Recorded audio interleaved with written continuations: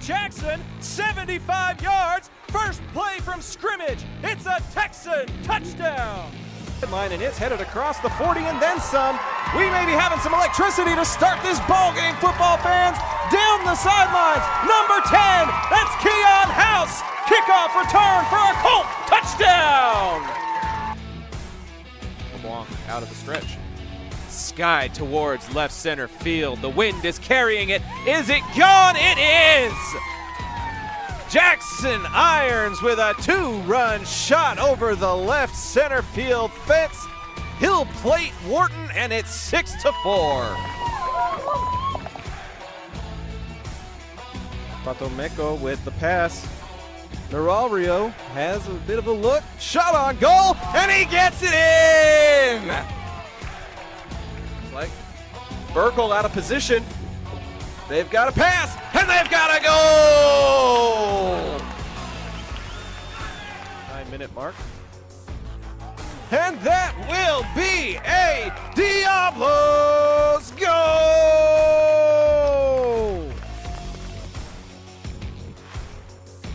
Two tight end set here as we go to the left-hand side with B.J. Rogers. Rogers is into the second level! B.J. Rogers to midfield! One man trying to catch up to him, but he will not! Number 6, in for 6! That will do it! 5:22 to go in the game. JoJo Murray in motion. They're going to do a jet sweep to him on the near side of the field. JoJo Murray across midfield. One man to beat. JoJo Murray's inside the 10. That's a touchdown! That's a touchdown! JoJo Murray on the 60-yard end around! This broadcast is under intellectual property and may not be repurposed or reproduced without express written consent. Enjoy this presentation from Zach Arnold Productions, Energetic Media Solutions. Coming live from Mustang-Panther Stadium in Grapevine, Colleyville ISD. It is another presentation of Bowie Vol football on Zap, and it's presented by John Wade Roofing. It's the area round number 2, and it's a place that the Volunteers are somewhat familiar with, but have not been here in quite some time and have not won in this round in even longer. So there is a lot to play for the Bowie Volunteers, and a lot to play for if you're Louisville Hebron, finishing 4th place in a very, very tough district, as we will get to momentarily. But these are two teams peaking at the right time, and it is football time in the DFW area. November football, it's got a little chill in the air, and we're excited to be on the call. Zach Arnold, my pops Doug, bringing you Bowie Vol area round action. Pops, this is going to be an interesting matchup because this is a type of team that Bowie would have liked to schedule in their non-district slate, but unfortunately that non-district gauntlet was one that they did not have a whole lot of success in. But I would argue that the team that's playing tonight is not the team that was playing 8 weeks ago. Well, it's a team that was forged by the fires of that gauntlet they ran in preseason. When we were watching them struggle in preseason, I mean, they went to a double overtime game. They went to an overtime game. Bowie Volunteers were hanging right into those games, but they were running into a buzzsaw, and they went 0-3 to open up this 24 campaign. But since that third game that they lost, Zach, they've run the table. They have. And they are averaging more than 50 points a game since that time. They have steamrolled everybody in our district. They have put away the Martin Warriors. They put away the Arlington Colts. I mean, the South Grand Prairie Warriors, who had a top-tier running back in their arsenal. Bowie has really been strong ever since that preseason 0-3 start. Head coach Joseph Sam would argue that it was that type of gauntlet that prepares you for the postseason and for making a deep run.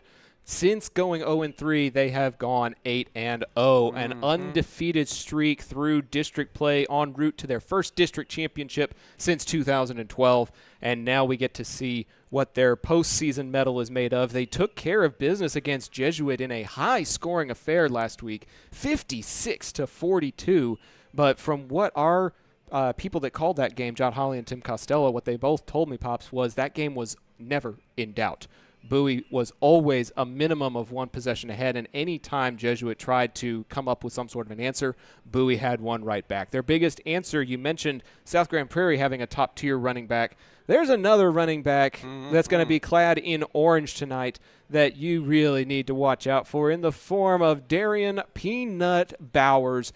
He should eclipse 2,000 rush yards on the season tonight. He's currently sitting at 1,943 and an outrageous 26 touchdowns. He is the number one rusher in DFW 6A, and it is that type of power. It is that type of go-get-it attitude that this entire Bowie team has, and it's going to be Peanut and his backfield mate that are hopefully going to carry the team to victory tonight.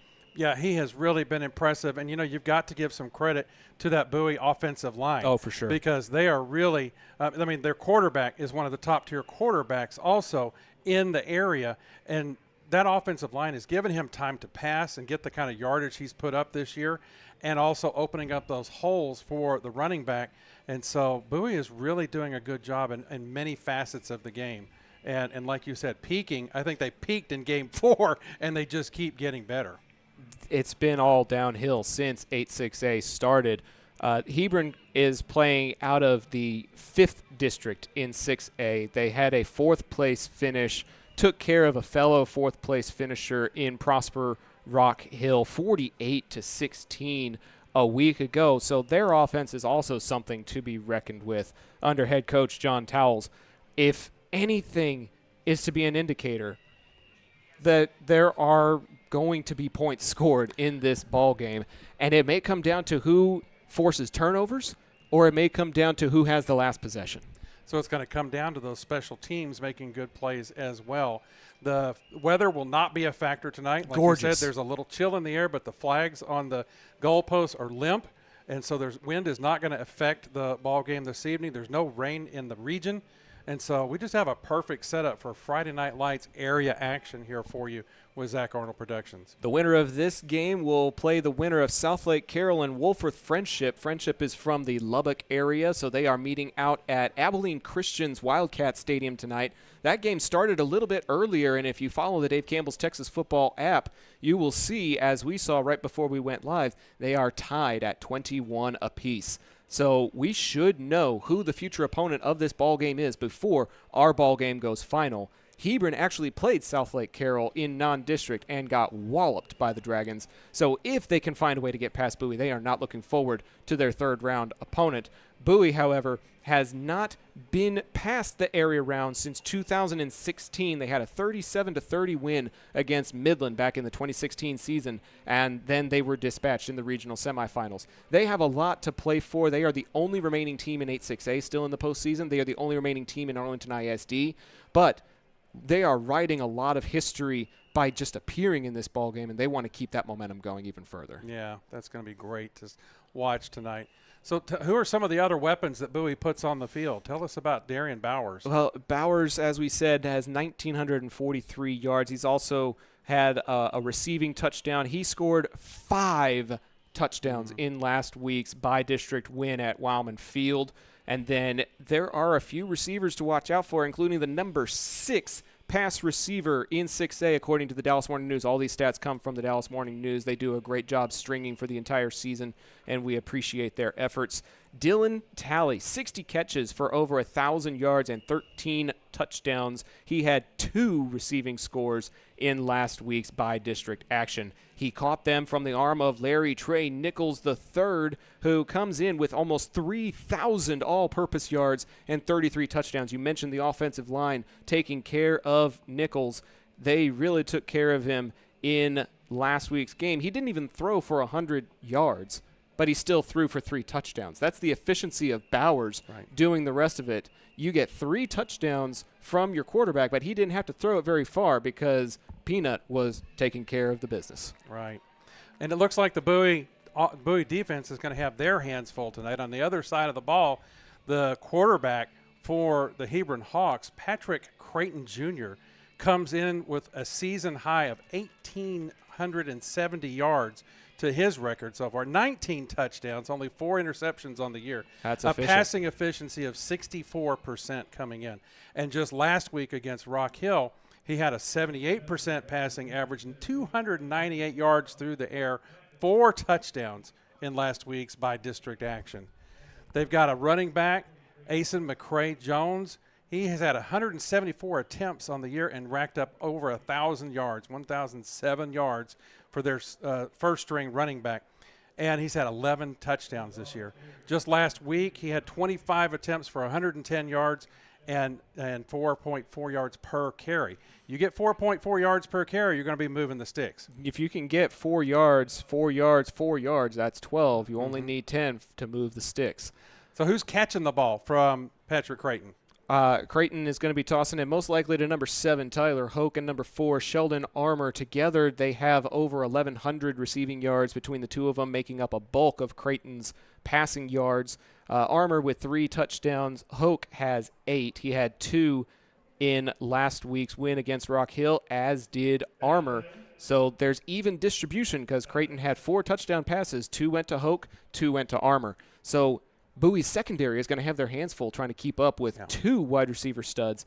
Thankfully, there's a couple of other studs on Bowie's wide receiver core as well. It's not going to go just through Dylan Talley. Antonio Burdow has been making a name for himself. Zion Shelley had 2 catches for 96 yards and a score. Kedrick Osunde Brown has been picking up solid yards as well. So Hebron's defense, while they were able to hold Rock Hill to 16 last week, I would venture to guess Bowie will get 16 before halftime. Well, when you look at the different options that Nichols has, he doesn't have just one star receiver. He's got 4 that are putting up some good numbers, and so it's going to give the Hebron defense a little more difficulty trying to keep up with what's going on when they're on defense. Speaking of the Hawks, the teams just met at midfield. Hebron won the toss and has elected to receive, so we will get a look at Bowie's defense to start this ball game.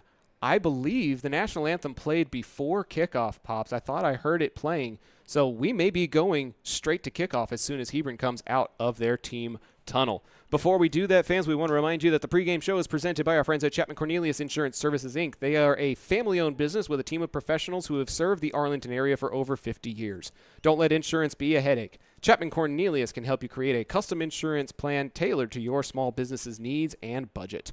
Call April or Jason today at 817-265-3346 or go to www.chapman-cornelius.com. Zach, we're also going to be keeping up with some other games. You mentioned the South Lake Carroll Friendship game that's going on right now. We're going to keep an eye on North Crowley taking on Odessa Permian tonight. Those are a couple of powers. Yeah, Lake Highlands taking on Coppell, which Coppell is one of the teams that whooped Bowie in those first 3 games. Well, and Coppell is in Hebron's district. Yep. One of the few remaining undefeated teams in the DFW area, and one of the teams that dispatched the Hawks during district play. So we're going to keep up with some other district opponents as well. Denton Geyer is also in that 5-6A, and we'll see how they fare against Richardson Pierce. Zach, the Bowie Volunteers just came on to the field out of their tunnel. They're going to be clad in their white helmets with the BV and the cross swords on a helmet. Orange, bright orange jersey tops and white pants. Hebron tonight is coming out with their black helmet with the hawk symbol on the helmet. A gray-silver jersey on top and black pants. Looks very sharp tonight. So we've just got a perfect night for football here in the Grapevine Colleyville School District. This is the home of the Grapevine Mustangs and the Colleyville Panthers. And so we're just, as the Hawks come onto the field, we're very close to kickoff here tonight. Fans, due to certain UIL regulations, we are unfortunately not going to be able to bring you field coverage of this football game as you have seen on previous iterations of ZAP during district play. However, we will be bringing you ZAP View, which will give you a perspective of the field position, who has possession of the ball, score, quarter, and so much more, in addition to our lovely voices. There are just certain prices that come with covering playoff football pops that unfortunately weren't in the budget this time around, but we are grateful that you chose to tune into our live and free broadcast. There are plenty of counterparts that have pay-per-view options, and we are grateful that you chose to support local broadcasting by tuning in to our Bowie-centric coverage here tonight. The Hawks have taken the field, so we'll go ahead and send it over to that ZAP View as we prepare for kickoff here in Grapevine, Texas.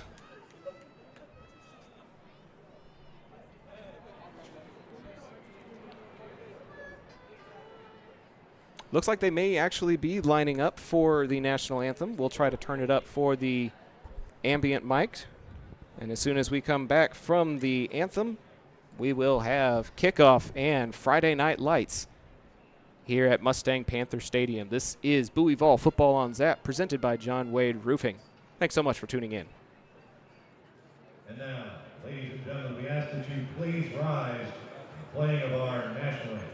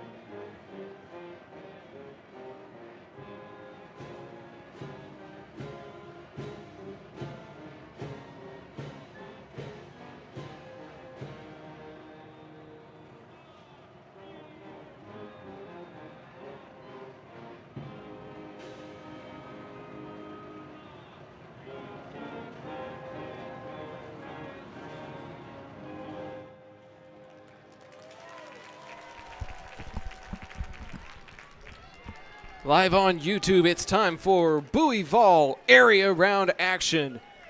Just a half hour north of the Arlington city limits and about 20 minutes away from Louisville city limits. A perfect neutral site on a perfect evening and fantastic accommodations from GCISD. We thank them for their hospitality and giving us such an awesome vantage point from this booth. Zach Arnold, my pops Doug, and Mom the producer, Patsy, working behind the scenes. It's a family affair for a family that has deep ties to Arlington ISD. Pops, you work in the district. Mom used to teach at Bowie back when it first opened. We have a lot of ties to people at Arlington High and Seguin, and building ties here at Bowie with several of the players and some of the graduates and boosters, and we're excited to be bringing you this playoff action here tonight. Well, we encourage you to click that share button, because one of the greatest joys we get out of bringing these presentations are the grandparents that live out of state, the aunts and the uncles that live out, that are on the road, the dad that has a son on the team that's working out of town and tunes in. It's those folks that we like to do this for, as well as the parents back home that couldn't make the trip up here tonight, or maybe it's just a little too chilly for some people, and the young kids. And so they still get to tune in and listen to Bowie Vol football and AISD sports through the Zach Arnold Productions. Hebron has sent 2 men deep as we get ready to kick off here. I believe that is number 6. Man, white numbers on silver jerseys. Who thought of that? You know, some of them are black and some of them are white. You're right. I'm looking across the way. It's probably the sub-varsity The sub-varsity have black letters, but yeah, white on silver is going to be a challenge. That's going to be fun for us. Well, it's kind of like what Grand Prairie did with a light blue jersey and a silver number. We'll do our best for you to keep up with who's who tonight. Kick is underway, and we are underway at the 22-yard line, taking it down the near sidelines across the 30, and finally popped at the 36-yard line. On the return is number 28 for Hebron, Marcus Nathaniel Johnson, a senior running back. Will give decent field position to Hebron at their own 36-yard line. So we'll get our first look at the Bowie defense, led by number 0, Okello. Number 5, Jeremiah Brinson, averages 11 tackles per game. And then one other name that I wanted to make mention of, we haven't been calling his name specifically, Pops, but when we've been on the call, number 26 has been all over the field. We finally have his name. It's Bryson Castile. Look out for Castile as well. This is going to be a handoff for no gain on the very first play from scrimmage. That was 10 handing off to 5. Creighton Jr. giving it to McCrae Jones as expected. And McCrae Jones will be given maybe a yard for a 2nd down and 9. PA announcer gave him 2 on that play. That's a generous 2. Yep. 2 receivers to the right, 1 to the left. This is a keeper by the quarterback on the zone read. And he'll take it across midfield and finally wrestled down at the 42-yard line of Bowie. Flipping the field is Patrick Creighton Jr. We didn't have a whole lot of rushing stats on him coming into this ball game, but he picks up the 1st down and then some. Finally brought down by Bowie's number 17, Kevin Baines, on that play. 474 yards on the season and 10 rushing touchdowns. This is possibly a rushing touchdown here. Taking it to the right-hand side and finally inside the 10. A big, big carry there by number 20 for the Hawks, Ahmad Ware. And just a couple of run plays, and it's 1st and goal for the Hawks. Jeremiah Brinson saved the touchdown, number 5 for the Volunteers, but Hebron's inside the red zone.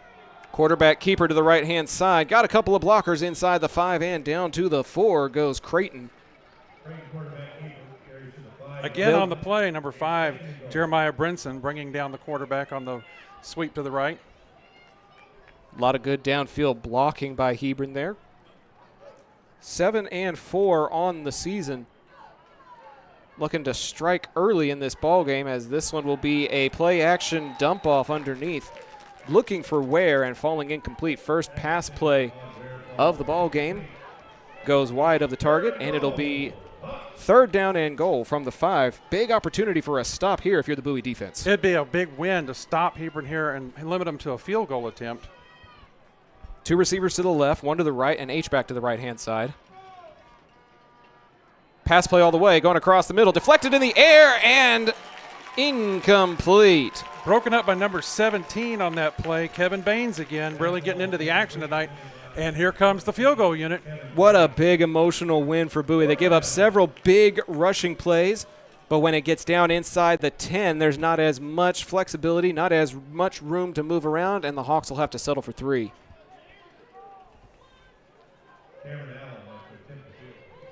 Field goal is up, and it is good from about 20 yards out. 9:57, just 2 minutes and 3 seconds elapsed, and Hebron strikes, but it's not a touchdown, which is an emotional win for your Volunteers. We'll take a short break and be right back with Bowie Vol Football on Zap, presented by John Wade Roofing. John Wade Roofing is celebrating 40 years serving the Arlington area. John Sr. played for Colt football and was the team MVP in '76. He went on to play for TCU, earning all conference honors. The family has a Colt legacy that spans generations and wants to help your family's roofing needs, plus gutters, painting, solar, and more. For more information, go to johnwaderoofing.com.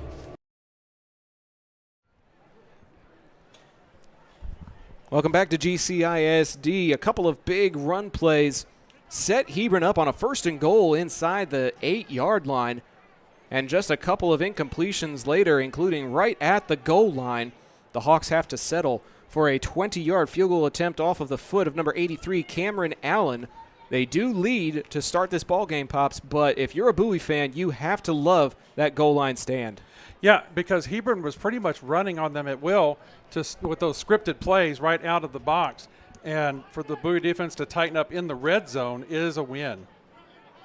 I just got word from the PA announcer at Wildman Field, our good friend Yadi Pagan, that we've got a birthday boy going to be taking the field in just a moment here. We'll tell you who it is in just a second, as this one will go out of bounds on the kickoff down that left-hand sideline, near side for us. Bowie will most likely elect to take the free field position so that we can trot out this vaunted offense. You mentioned during district they averaged over 50 points per game. They're averaging a total of 45 per game on the season, almost 500 points scored in 11 ball games. It is just unreal what this team has been able to put up. And the orchestrator of that offense is also the birthday boy. Train Nichols III, the quarterback for Bowie, turns 18 years old today on playoffs game day. Happy birthday, young man. He'll have 3 receivers on the near side, one all by his lonesome up there. That is number 8, Dylan Talley. In fact, the referees were conferring over the ball before they released it for the players to snap it. Not sure what they were talking about. No, they're calling offsides already. And offsides on the kickoff out of bounds. So they can only penalize for one of those. So there was an offsides and a kick out of bounds, but they couldn't penalize for both. Bowie will take it at the 30-yard line, and the receivers switch. All 3 have moved to the left side. Talley by himself to the right now. Nichols will hand to Bowers, and he will get stopped behind the line. Peanut will lose 2 on the carry. It'll be 2nd and 12. Number 89 is not on the roster for Hebron, but he's the one that made the stop. Of course. Playoff football.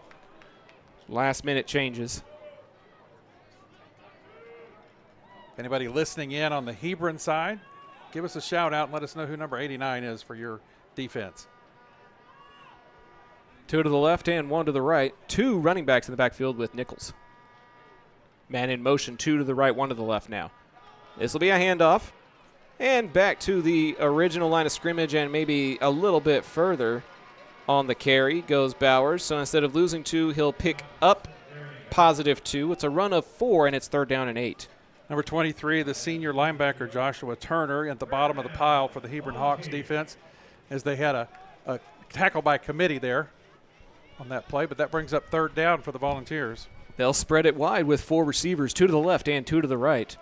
Bowers to Nichols' left. 3rd down and 7 says the scoreboard. Hebron brings an extra man, throwing across the middle. It's caught on the fingertips near midfield. That'll move the sticks. A great grab by who else? Number 8, Dylan Talley. Brought down finally, but not before the 1st down by senior Caleb Kilbert, number 6 for the Hawks on that play. But the ball is now just short of midfield with a 1st down for the Vols. Ada Talley, his grandma, tuning in the YouTube chat. Thanks so much for being a part of tonight's broadcast. That's why we do it. Right You there. are why we do it. 3 receivers, now 4 as a man moves in motion. Nichols looking that way. He'll throw over the middle. It's a curl route caught across midfield, and it'll be a pickup of about 8 on the catch. No yards after the catch, but number 4, Kedrick Osunde-Brown, picks up positive yards and moves it into Hawk territory. Yep, Caleb Kilbert in on the tackle again. No yards after catch, but 8 yards on the pickup. Good play by the first down play by the Vols. They'll bring in an extra tight end and put a triangle of receivers on the bottom of the formation. A man moves, flag is thrown, free play, looking to the sidelines and incomplete, but that offsides will give Bowie a fresh set of downs.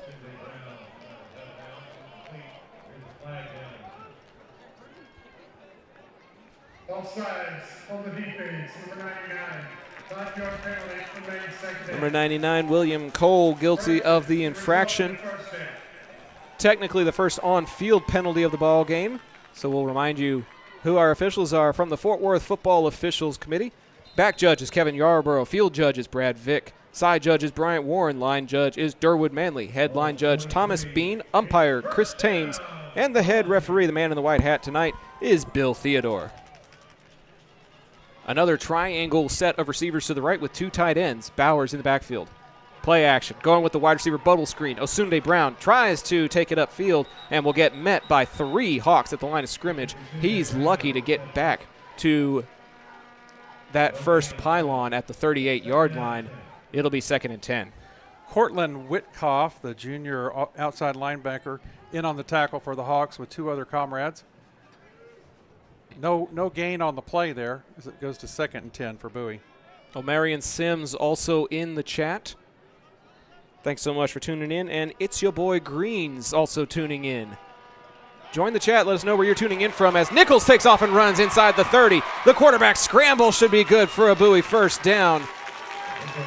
They spread it out wide, and Nichols saw a gap up the middle, and he took it for 12. Finally run out of bounds by number 0, Gabriel White for the Hawks, but not before the quarterback is able to move the sticks for the Bowie Volunteers. Showing some good feet movement there. Good option right up the middle, picking up some good yardage in the middle of the Hebron defense. 65 carries on the season for 625 yards and 10 rushing touchdowns is Nichols. He is a true dual-threat quarterback. Bowers will get it up the middle. One man to beat, and that man tripped him up at the 14. If it wasn't for the shoestring tackle, that would have been a touchdown. But it will move the chains again, and Bowie is in the red zone all the way to the 13, moving fast with 6.5 to go in the opening quarter. They'll give it to Bowers again, sheds a tackle, and dives his way inside the 10. It's a pickup of about 3 or 4 there.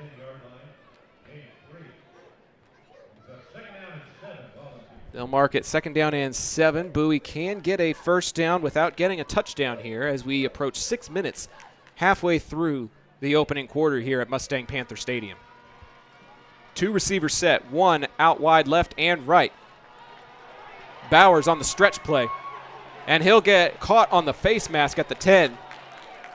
Yeah, It was one-on-one, and that one man that was going after him grabbed the face mask. Yeah, number 6 out there, Caleb Kilbert, who's been making so many good plays, was all alone out there and grabbed Bowers' face mask on that. You know, when you're all by your lonesome like that, you have to try to make something happen. You know you don't have any help. I understand where he was going with that, but it does give Bowie a 1st and goal at the 5. Bowie offense really marching well here in this first series of tonight's ball game. Been the beneficiaries of a couple of Hebron miscues. Yeah, 2 Hebron penalties have given Bowie 2 first downs on this drive. 1st and goal. Nichols and Bowers make up the backfield. Bowers has it, runs to the right, caught from behind. He'll fall forward for maybe a yard to the 4-yard line. Caught from behind by number 12, Clay Lindmark on that play. Almost a horse collar tackle on that play, but he was able to keep it all short. Not by much. But it will be 2nd and goal for this vaunted Bowie offensive line that we were touting in the pregame show, Pops. This is where they earn their stripes. Yeah, those are some big men on that offensive line. It takes 2 jerseys to get their numbers on them. Speaking of jersey, this is a pass play, one-on-one, and guess who's got it? His favorite target, Dylan Talley. Touchdown, Bowie. Tally Burns, number 17, Jaqueline Hall on that play. He snatched that ball right out of Hall's hands, and then he just brought it down so calmly in the end zone and just kind of stood there and posed. A well-thrown back shoulder fade. When everybody was expecting run, you go one-on-one on the outside, and Talley collects his 14th touchdown of the year, the 24th passing touchdown by Nichols, and Bowie takes the lead. Leo Espinolda on for the extra kick. It's up. It's good.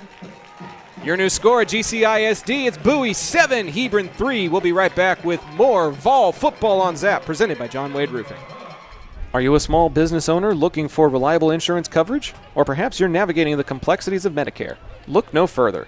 Chapman Cornelius Insurance Services is a family-owned independent insurance agency with over 50 years of experience, specializing in tailored insurance solutions for small businesses and their owners. Whether you need property, liability, commercial, auto, or even life and health insurance, their knowledgeable agents can help you feel secure in selecting the insurance you need. Call April or Jason at 817-265-3346 or visit chapman-cornelius.com. A methodical drive by Bowie, marching at 70 yards down the field, aided by 2 first downs off of penalties. Pops, it was working on both parts of Bowie's offense. The passing touchdown, but a couple of big running plays, including the quarterback scramble by Trey Nichols. That is what we have come to expect from Bowie's offense. Yeah, the offensive line is really dominating the line of scrimmage right now, and that really helped open up some holes for the running game. And then once your running game is established, it softens the defense, and you're able to get some throws in there like Bowie was able to get. Espindola sends this one inside the 10-yard line. A line drive kick that is taken to about the 25, bounces off a would-be tackler and taking it to the far side of the field. Flag is thrown as the Hebron return man takes it to about the 32-yard line. We'll see who's at the bottom of that pile. That's number 28, Marcus Nathaniel Johnson, who bounced off of a would-be tackler, but there is a flag back at the 24. We'll have to see there's a player down. Who it's against. And there's also a Bowie player down. A Bowie player down. So we'll see what the call is and how much time it may take to get this person up and running. There is a brief pause in the action while they tend to this young man. We'll take a pause with them and be back with more Bowie Vol Football on Zap, presented by John Wade Roofing after this. Taqueria Taco Express is your one-stop shop for all things authentic Mexican in Arlington and Grand Prairie. And this fall, you'll now have 4 stops to choose from. Visit the new location off 20 and Little Road or any of their 3 original locations and try their $10 Taco Tuesday. It includes 5 tacos and an agua fresca. They also feature new birria items plus tortas, gorditas, and more. Find out just how much more by visiting TaqueriaTacoExpress.com. Illegal block in the back of the receiving team, number 52. Oh, there we go. 10 yards from the spot of the foul. First down. An illegal block in the back will move Hebron back further into their own territory. Coming up under his own power is number 24, Elijah Atwood for Bowie. I think he just got hit hard on that special teams return, Pops, but he was able to come to the sideline on his own. Well, when Nathaniel Johnson came up and hit that first resistance, it was a hard pop. Speaking of a hard pop, this running back is going to get dropped for a loss of about 2 on the play as number 44, Galatian Palgofi, makes the TFL for -1 for Bowie. They're going to say maybe back to the line of scrimmage, but Hebron is all the way back at their own 15 after that penalty marker. Second down and 10, man in motion, 3 receivers to the right-hand side. Swinging out that direction is the quarterback, stepping up in the pocket, trying to dodge a tackle. He'll shake away from 2 or 3 Bowie players. And finally, Creighton Jr. is able to make something out of nothing. That was designed to be a roll-out pass to the right, and instead it's a QB scramble for 7. It'll bring up 3rd and short. Yeah, Bryson Castile, number 26, finally got the shoestring tackle there on the running back. Quick to the line are the Hawks. 2 to the right, 1 to the left. High snap. Zone read, keeper, first down yardage, and then some. Across the 30 goes Creighton Jr. That's the second time that he has burned the Bowie defense on the keeper, and that will move the sticks to the 33-yard line. Jeremiah Brinson stops the quarterback on that option run that time, but not before they move the sticks for the Hebron Hawks. 7-3 your score. Hebron scored on their opening drive. Bowie scored on their opening drive. 3:40 to go in the opening quarter of play.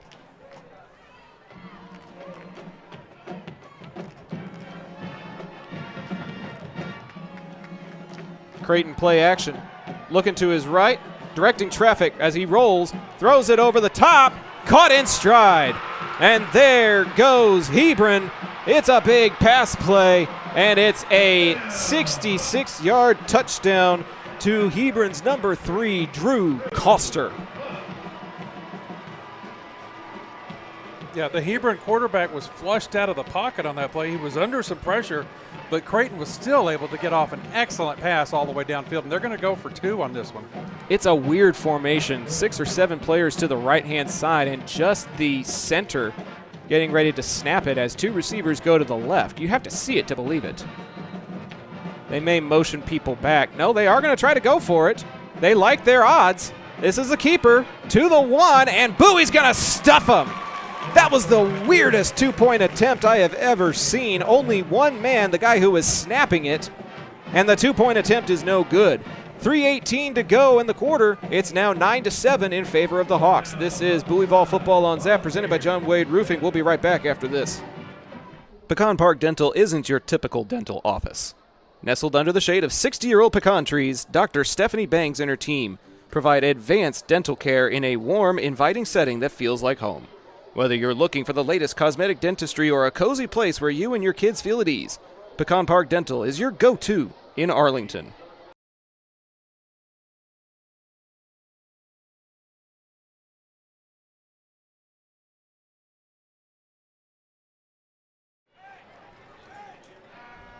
Back to Grapevine, Texas for the area round between the Hebron Hawks and the Bowie Volunteers. Zach Arnold, my pops Doug, on the call as we bring you Bowie Vol football playoff action in its entirety. Pops, I want to try to break down that failed 2-point conversion, but I just don't know if I can. Well, there were 2 men, 1 man over the ball, 1 man next to him, and the quarterback in the middle hash. And then there were 2 receivers split to the left, and everybody else was to the right-hand side. It looked like they were going to try some sort of a weird screen pass out that direction where all the downfield blocking was. And instead, the direct snap went up the middle, and Bowie was able to converge at the 1-yard line before he could get across the plane. Yeah, it was very unconventional, and it did not work because Bowie was able to contain the quarterback on the keeper. Good containment there by Bowie, and it's just a 2-point ball game with 3:18 to go here in the first. Cameron Allen lining up to kick off for the Hebron Hawks here. Back deep for Bowie, Burde, and Princeton.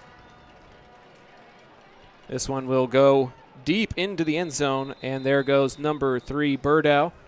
He'll let it bounce into the blue and red end zone that says Mustangs to our left.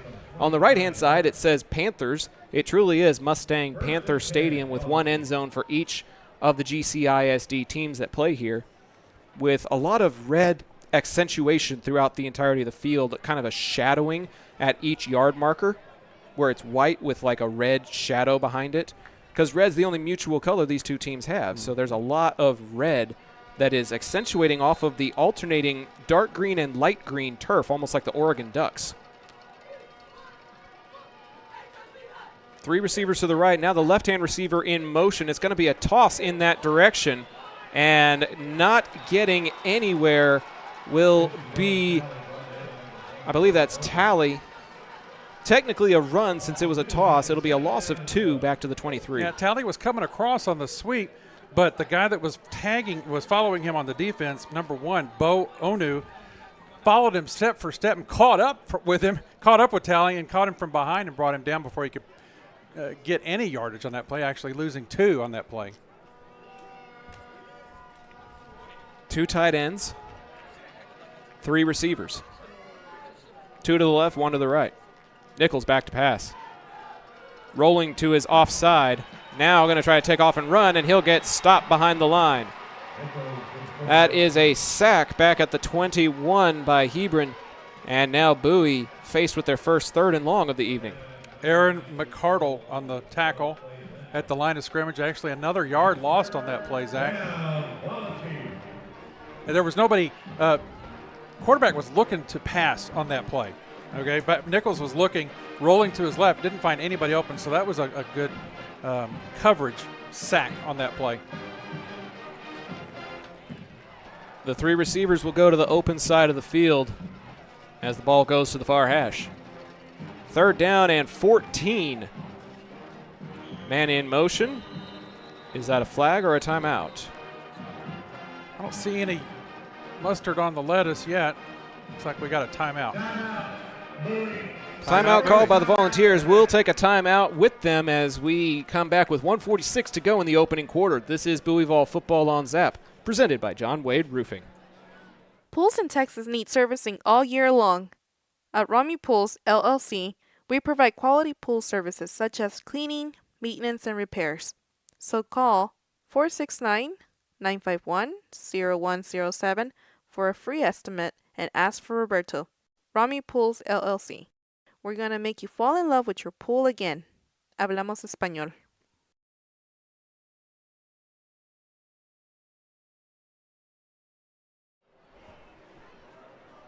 Bowie breaks the huddle on this 3rd down and 14. Pops, who are you looking for in this scenario? Well, we've tried to pass on that last play, and Hebron had good coverage on it. We tried the run on the sweep. I say you go right up the middle. Give it to your power back, Bowers, and run it up the middle. 2 receivers to the right, another one in motion to the left. 3rd down and 14 from the 21. Nichols takes the snap, back to pass, pump fake, steps up in the pocket. Now he's flushed to his right, headed to the near sidelines, and he's going to loft it in the direction of a man and just go out of bounds. Cut his losses, and it will be 4th down for the Volunteers. He was chased on that play by number 55, Dalen Owens, creating some incredible pressure that flushed him out of the quarter. I can't talk. Flushed him out of the pocket as Nichols was throwing on the run. And again, it didn't look like anybody was open, Zach. Nichols was rolling to his offhand. First punt of the evening. Is high and inside midfield. It'll get caught at the Bowie 46. Punt returner is the man who caught the touchdown, number 3, Drew Coster. And that will be where Hebron gets the ball. So they lead it 9-7 with $1:31 to go here in the opening quarter. Bowie's defense needs another stop to help out their offense, Pops. Yeah, we're getting a little noise from the fans now as the Friday evening fans are starting to fill in the stands here at the Colleyville Stadium. 2 to the left, 1 to the right. Zone read, keeper. And this time Bowie read it. Creighton tried to take it from the near side to the far side, and he went more lateral than he did upfield. He'll get stopped for no gain. Good response by the defense, collapsing on that ball, keeping a good eye on who actually got the handoff, because it's been shown tonight that McCray Jones will take it, and the quarterback has some legs too in Creighton. 2nd down and 10, ball right on the Bowie 45-yard line. Creighton, play action. Steps up, going to take off and run up the middle. Across the 40 to the near sidelines, and he'll slide down before he gets hit by the Bowie secondary. He'll pick up about 8, and it'll be 3rd down and more manageable. Chased at time by Bowie's number 44, Galatian Powagolfi. 3rd and short now for the Hawks on this drive. 2 to the right and 1 to the left, and H-back on the left-hand side of the offensive line. High snap. Creighton will hand it off up the middle, and that'll be good for a Hebron 1st down. Just a simple run play to the left-hand side, and it'll move the sticks for McCray Jones.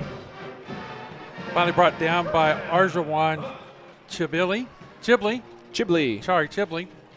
on that play. But again, Hebron's able to move the sticks with the ball resting just on the Bowie side of the 34-yard line. Play action. No, it is going to be a handoff. McCray Jones has it, and he'll pick up about 8 on the carry to the 26. And that'll be the final play of the first quarter. Hebron is driving, and they lead by 2. Stick around. We got the second quarter and a whole lot more football to go on Bowie Vol Football on Zap, presented by John Wade Roofing. Hi everybody, Paul Lovato from Jambo's Barbecue at the historic Arlington Steakhouse here on Division Street. If your teenagers make your fridge look like you've never buy groceries, then stop by for a Jambo Texan sandwich or a Sadie loaded potato. The king and queen of barbecue meals will fill your kids up and keep them full long after the game is over. Peace, love, barbecue, and football. John Wade Roofing is celebrating 40 years serving the Arlington area. John Sr. played for Colt football and was the team MVP in '76. He went on to play for TCU, earning all conference honors. The family has a Colt legacy that spans generations and wants to help your family's roofing needs, plus gutters, painting, solar, and more. For more information, go to johnwaderoofing.com.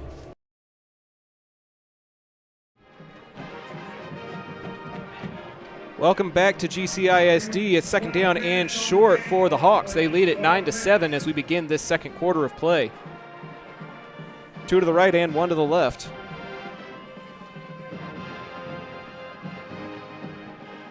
Waiting for the official to start the play clock. And play resumes. Creighton will keep on the zone read. He's got the first down. He's inside the 20. And finally wrestled down from behind at the 13-yard line. First down, Hebron.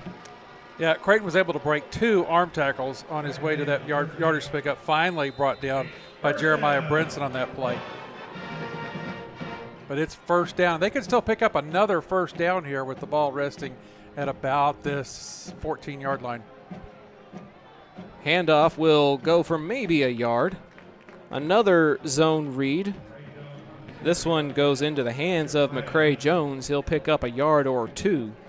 And another good tackle there by Brinson on that one to limit the pickup by the Hebron Hawks. Brinson is the tackle leaders per game for the Volunteers, anchoring that middle part of the Bowie defense. 2 to the left and 1 to the right.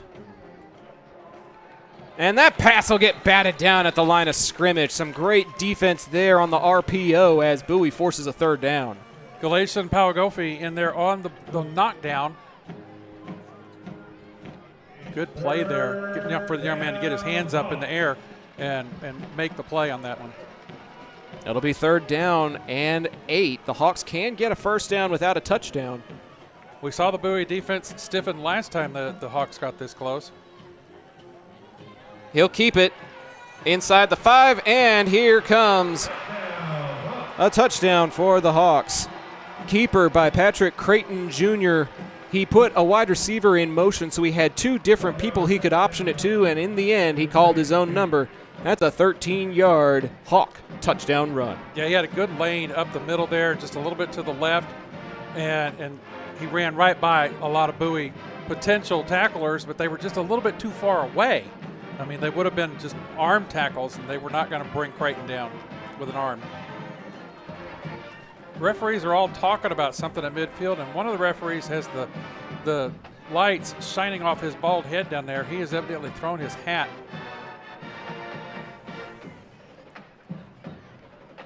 Four Zebras talking at the 6-yard line. There is a flag behind them that we missed. Well, there's a flag on the play and a hat off. So there may have been 2 fouls on the play. If you don't have an extra flag, you throw your hat. That far linesman is talking to the Hebron head coach right about the 9-yard line right now, having a discussion about what went on. The head man for the Hawks in his 3rd year is John Towles III. Only the 2nd head coach in Hebron's young history, leading them to the area round postseason this year. Coach Sam getting the information for Bowie on the near sideline. Got a lot of things to sort out here, evidently, from the officiating standpoint. Try to await official word from referee Bill Theodore.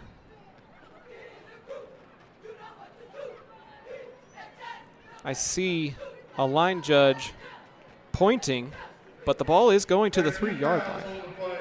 Personal foul, face mask on the defense, number Hebron is elected to take that foul and force on the kickoff.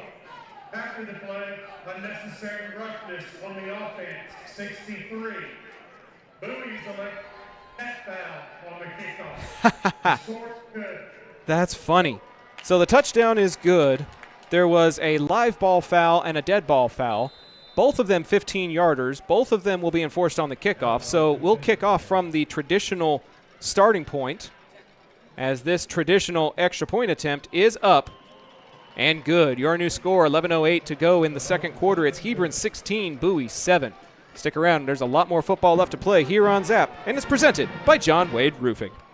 Hey, Arlington residents, are you tired of rising insurance rates? Then it's time to make the switch to Chapman Cornelius Insurance Services, Inc. Since 1984, they've been your trusted local insurance experts, offering competitive quotes for all your needs. Auto, homeowners, umbrella, renters, boats, and even classic cars. Why settle for less when you can get the best? Compare coverages today and see how much you can save. Call April or Jason at 817-265-3346. Chapman Cornelius, your local insurance partner since 1984.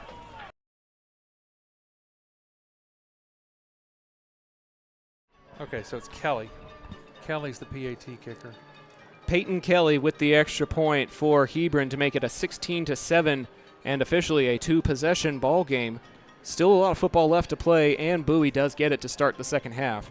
They are walking off the penalty yardage. There was a personal foul committed by Bowie that would be 15 yards back to the 45, and now the dead ball unsportsmanlike will be walked off the opposite 15 back to the 40-yard line where kickoffs usually start. We all just threw our hands up in the air and went, I feel really bad for back judge Kevin Yarborough. He just walked 30 yards for nothing. Well, he got a few more steps in on his step counter today. I feel bad for the referee that had to throw his flag and his hat because he evidently made both of those calls on that play. Nonetheless, Bowie's got their deep men in Burdow and Princeton, and the kickoff from Allen. It'll get taken at about the 5-yard line. This will be returnable across the 20, spinning out of a tackle and up the far sideline. Great field position for this possession for the Volunteers as number 3, Burdow, makes a great return that will put Bowie in good field position. I'm actually going to say he stepped out of bounds at the 36. I thought he was across the 40, but that's still really good field position for the Vols. Yeah, his momentum carried him further up the field, but this is, like you said, it's a good start for the Volunteers in this game that has Hebron up 16-7 right now. See if the Bowie Vols can drive one here early in the second quarter. Bowie's got 2 receivers right, 1 to the far left. 1 man in motion. Bowers and Nichols in the backfield. Nichols calls for it. He's going to roll back to pass. He has to scramble. Oh, the ball is out. Ball is on the turf. Hebron's going to pick it up. They're running to the 10, the 5. Touchdown, Hebron, on the apparent fumble by Bowers. No, it was Nichols on that play. Nichols got wrapped up in a backfield tackle. Ball hit the dirt. And it looks like Nichols is also on the ground hurt. That was a huge blindside hit on his backside. Did not see it coming. Eventually, number 55, Dalen Owens, a senior defensive linebacker, was able to come up with the ball and take it about 25 yards the other direction. And Nichols is still being tended to. We'll take a short break while they tend to him and be back with more playoff football on Zap. Taquería Taco Express es la taquería oficial de Zach Arnold Productions. Extraordinaria y auténtica comida mexicana, aquí encontrarás el mejor menú para el paladar más exigente. Puedes visitarlos en una de sus 3 sucursales ubicadas en Arlington y en Green Prairie. No te pierdas de su grandioso especial todos los martes, Taco Tuesday, de 5 tacos y un agua fresca por solo $10. Para encontrarnos o hacer un pedido, visítalos a su página web taqueriatacoexpress.com. Local Legends Figures immortalizes your athlete's achievements for a lifetime. Featuring 6-inch figures with poses in football, baseball, band, hockey, even lacrosse.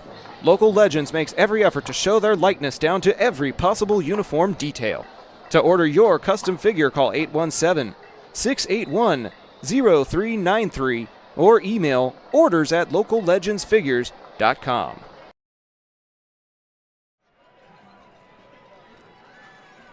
Trey Nichols needs 2 people to help him hobble to the sidelines after that huge blindside hit that led to a fumble and a Hebron recovery for a touchdown. 10 minutes and 50 seconds to go in the second quarter. Traditional extra point attempt is on its way, and it is good. Your new score on the fumble recovery touchdown, Hebron 23, Bowie 7. We'll take another short break and be back with more Bowie football on Zap, presented by John Wade Roofing. Tonight's game is brought to you in part by Pecan Park Dental, where Dr. Stephanie Bangs and her team specialize in caring for the whole family. From routine checkups and cosmetic dentistry to dental implants and treating sleep apnea, they make dental care easy and convenient for busy parents. Located right here in Arlington, Pecan Park Dental is ready to keep your family smiling.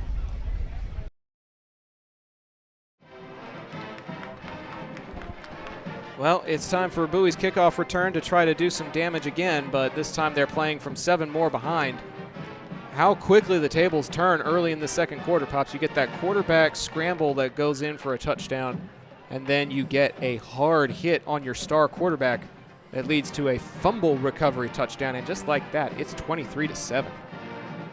Yeah, it's tough going right now for the Volunteers, but they have been tested like this all year and played some very difficult teams, and so we'll have to see just how ready they are for this level of adversity here in the area around against Hebron.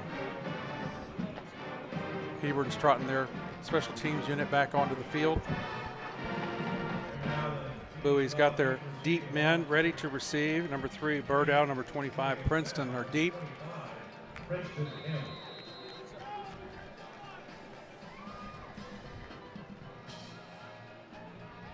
Hebron's number 83, Cameron Allen, ready to kick off here with the new score. Hebron 23, Bowie 7. They're not out of it, but it is going to be uphill sledding. This one is going to be a short kick fielded right at the 24-yard line, and we'll have to see who's going to be orchestrating the Bowie offense coming out onto the field. I see number 10 out there in the huddle. That is Bibbs. Jaden Bibbs, number 10. He has seen some playing time behind Trey Nichols, but his numbers are rather meager. We'll have to see what he can do here and maybe ride behind Peanut Bowers. 25 of 42 for a 60% completion percentage, 317 yards, 3 touchdowns, and 1 pick in his time that he has seen behind center. He'll have 3 receivers to the left-hand side and a tight end to his right. Bowers on his left hip. Bibbs will give it to Bowers. He'll take it to the right-hand side, and Bowers will get dropped. It looks like a loss of 1 on the play, maybe a loss of 2, depending on where they spot it. Yeah, met almost immediately as soon as he took the ball into his breadbasket by number 99, William Cole, the senior defensive lineman for the Hawks. Lost a yard on the play. It'll be 2nd and 11 for Bowie. Bowie offense staring hands on hips at the sidelines looking for the sign for this next play. There'll be 2 receivers to the left and 1 to the right, 2 running backs, and now one of them goes in motion. Pressure coming.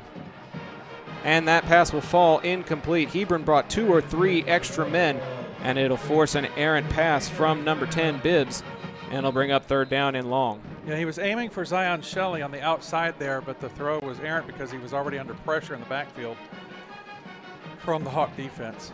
Speaking of Hawks, there is a Hawk down on the field. This is a hard-hitting game that we play. A lot of young men needing a little bit of assistance. There he is. He's up and moving. Probably just got the wind knocked out of him. That's number 23, Joshua Turner for the Hawks. He'll make it to the sideline on his own power. No need to take a break. 10:09 to go here in the second quarter. 3rd down and 11 for the Volunteers deep in their own territory. They'll go with a 4-receiver set, 3 on the open side of the field, 1 to the right with the ball on the far hash. Bibbs back to pass, pump fakes, steps up, now going to go underneath. It's going to be caught, but there's a lot of yards after catch that's going to be needed. across the 25 and down at the 30. Nowhere near the necessary yardage, and Bowie will be forced to punt it away. Yep, contained by number 1, Bo Onu, on that play to force the Bowie punting unit onto the field. Zion Shelley with the 5-yard reception for the Vols, but it will not be enough. Number 44, Pawagofi, on to punt the ball away. Drew Coster back deep at the Hebron 40. Pawagofi with a wobbler that will barely make it to midfield and then take a bit of a Bowie roll inside the 45 and get down at the 42. So it's Hebron ball after the 3 and out. Stick around. There's still a lot more football left to play. This is Bowie Vol Football on Zap, presented by John Wade Roofing. John Wade Roofing has been serving the Arlington area since 1982, but the Wade legacy runs much deeper in the city of Arlington. A pioneer family that has had roots going back decades, John Wade and Company saw relatives attend the Cooper Street Arlington High campus and has had members play in Colt athletics for decades. And they're looking forward to serving this community for decades to come. Find out more at johnwaderoofing.com. First down for Hebron, up 23-7.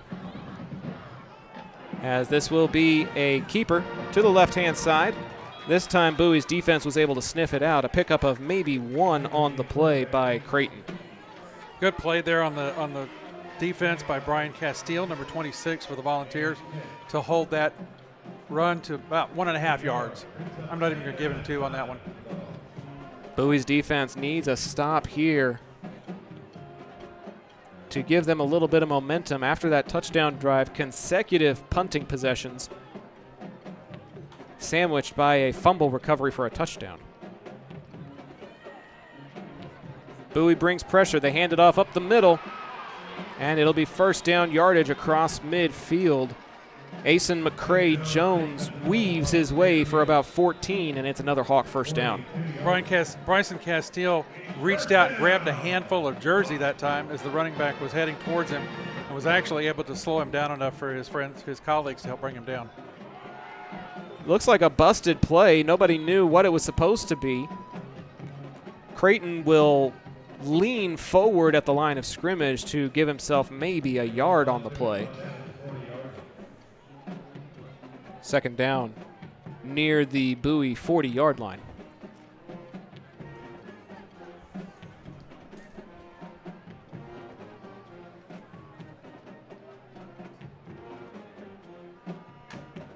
Two to the right, 1 to the left.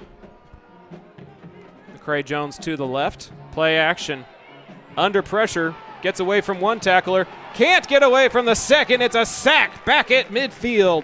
Down goes Creighton, and that's the big stop that Bowie's defense has needed. Yeah, Brian Kern in on the stop for the Bowie Volunteers that time, and a great time for a blitz call. They lost about 6 yards on that play. Shane Ferguson, the defensive coordinator, drawing up pressure that will push Hebron back near midfield. It'll be third down and long. Scoreboard will say 16.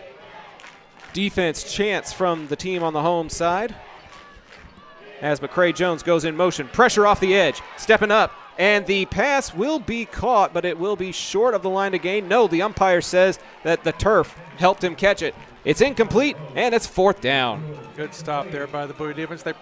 They did bring some pressure again that time on that play. Backside backer blitz. And it caused a little bit of a hurry on that throw. I can't help but wonder if that was the blitz call that injured Trey Nichols. This team is very tight-knit, and I have to wonder if the linebackers have been asking for that play so that they can have an opportunity to return the favor. As it stands, it's fourth down, and Hebron will have to send it away.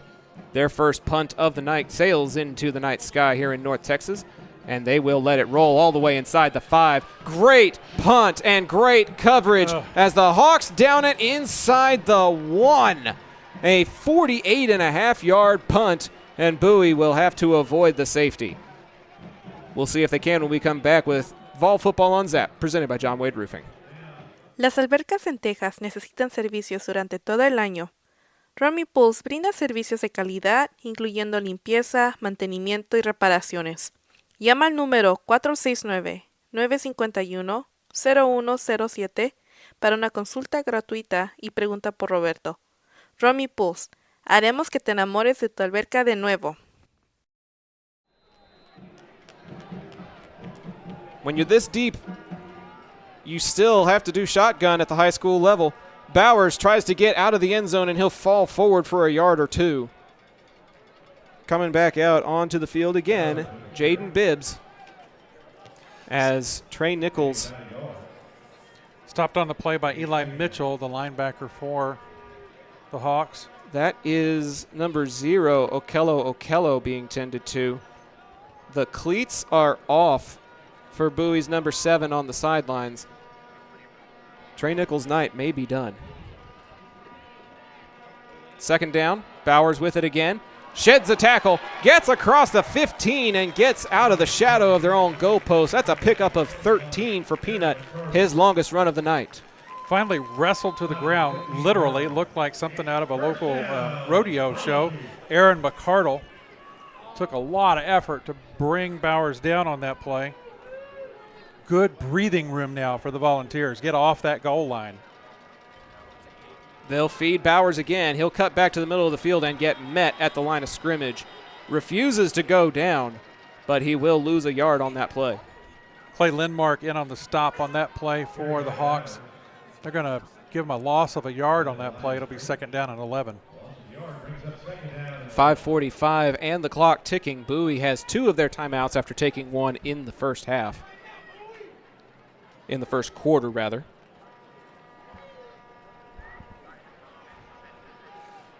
Three receivers to the right. Now one of them, the slot man in motion. 2 to the left and 2 to the right. Bibbs back to pass, looking left. Gonna go across the middle. It's caught. First down yardage at the 30-yard line as Bibbs fires it across the middle for good first down yardage. Who else but number 8, Dylan Talley. Dylan Talley finally brought down on that play by number 19, Kylan Smart for the Hawks. But a good crossing route pickup for the Bowie Volunteers. Good throw by Bibbs, too. 4 receiver set, 2 to the left and 2 to the right. Coming up on 5 minutes to go until the halftime break. Bowers on the left hip pocket. Right-hand slot in motion. That's a shovel pass to the right-hand side on that sweeping man. Trying to get the corner. How is that not a face mask? It looked from this vantage point, he grabbed him under the bottom lip of the helmet, but that still should have been a foul for the pulling of the headgear. It's a pickup of 6 on the completion for Birdow, number 3. It'll bring second down at the 36, 37. We'll call it 2nd and 3, actually. Good pickup on the play there. Bowie getting some life here, driving this ball on this particular series. Play action. No, that is Bowers taking it. I thought Bibbs pulled it back. Bowers will not get to the 40-yard line. So far, aside from that 13-yard run, Bowers has been contained at the line of scrimmage. They'll give him a yard. It's 3rd and 2. Yeah, he was met at that line of scrimmage by Joshua Turner on that play, the senior linebacker for the Hawks. Bounced off of Turner, and another player had to bring Bowers down on the play. Big 3rd down for both sides. Bowie needs to keep this drive alive. 2 to the left on the near side with the ball on that near side hash. One man all by himself to the right. That's Talley. Birdow now in motion. He'll join Talley on the right-hand slot. Total of 3 receivers. It's going to be a dump off. Complete. First down yardage to the 45. Great play call getting it to Bowers out of the backfield. Bibbs paid the price, getting popped by the blitzer, but it is another Bowie first down at the 45. Well, great calmness shown there by Bibbs on that play as Bo Onu had him wrapped up around the thighs as he was releasing the pass. So great play by Bibbs. 4 receiver set now. Looking to the left-hand side, way out there. It's technically complete, but that receiver got hit as soon as he caught it. Probably would have been better if Birdow had dropped it. It's a completion for -3 yards back to the 42. Yeah, Jaqueline Hall did a good job of sniffing that one out, and he was on top of the receiver as soon as the ball got there for a 2-yard loss on that play. Second down and 12 now for the Volunteers. Clock now a bit of an issue as we coming up on 2.5 minutes to go until halftime, and Bowie still hasn't gotten to midfield yet. It's going to be a screen pass. It's caught by Bowers, and he will not get very far. it was a wide throw, and he had to do a Odell Beckham Jr. like one-handed grab just to haul it in. And the failure to feed your man downfield results in no gain. Clay Lindmark on the tackle for the Hawks on that play. Bowie had some other people out there defending, but Lindmark was able to close on it and make the stop. 2 to the left and 1 to the right. Bibbs is going to take off and run, headed for midfield, lowers his shoulder, nowhere near the line to gain. But I love the effort, young man. You got to take care of yourself, though. Who knows who the third-string quarterback is? Exactly. Taken out of play on that one by Gabriel White. Big number 0 for the Hebron Hawks, and it's going to be fourth down and about 6. And Bowie's offense is out there with the score being what it is. Right at 2 minutes to go until halftime. 4th down on the Bowie side of midfield, right at the 49.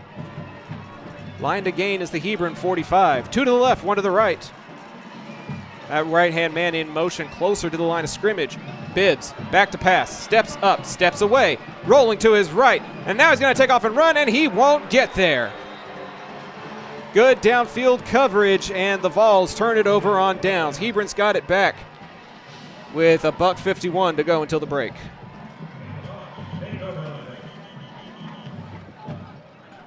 Finally brought down on the play. A flag has been thrown back at the 24, possible unsportsmanlike against Bowie, as the volunteer receiver corps was a little bit late getting back to the sideline after that turnover on downs.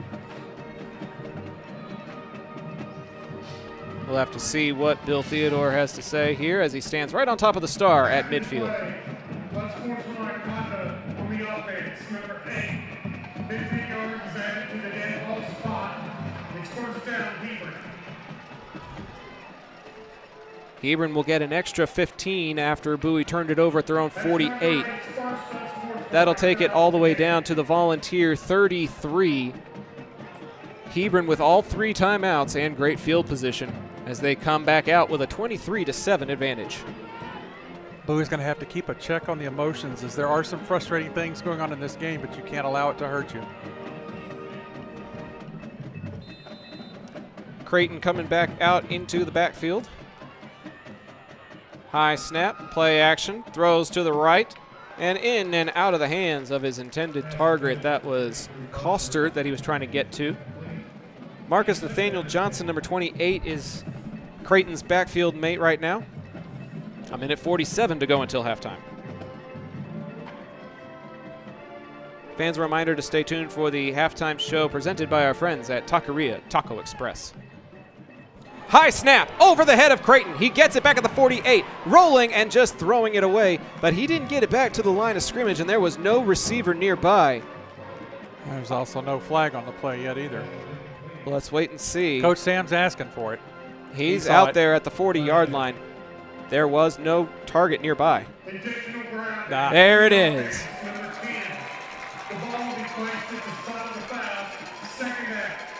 That's a serious foul. That is a loss of downs, and he threw it back near the Hebron 46-yard line. Yep. They're going to put it all the way back at the 48. This is 2nd down and a quarter of the football field. It should be 3rd down. 2nd down and third down, actually. 3rd down and halfway There to was Waco. the incompletion that was intended for Coster, and then when you have an intentional grounding, it's a loss of down. So it is 3rd down and forever for Hebron now. 3rd down and Waco on this play. Oh, I like that. Play action. Caught at the 35. Coster trying to get away, and a swarm of volunteers will make sure he does not get the line to gain. Number 5, Jeremiah Brinson, finally pinning him to the turf. Bowie calls a timeout to try to see if they can get the ball back with a minute 31. We'll take a short timeout with them and be right back. This is Bowie Vol Football on Zap, presented by John Wade Roofing. This broadcast is the intellectual property of Zach Arnold Productions. Any use of their multimedia, including audio, video, images, and other content, may not be repurposed without prior express consent of Zach Arnold Productions. We thank you for your cooperation and for tuning in to tonight's broadcast.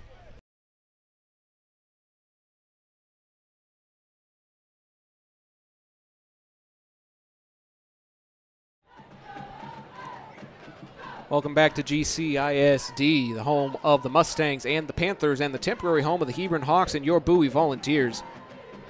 It is 4th down and about 9 after the completion to Coster.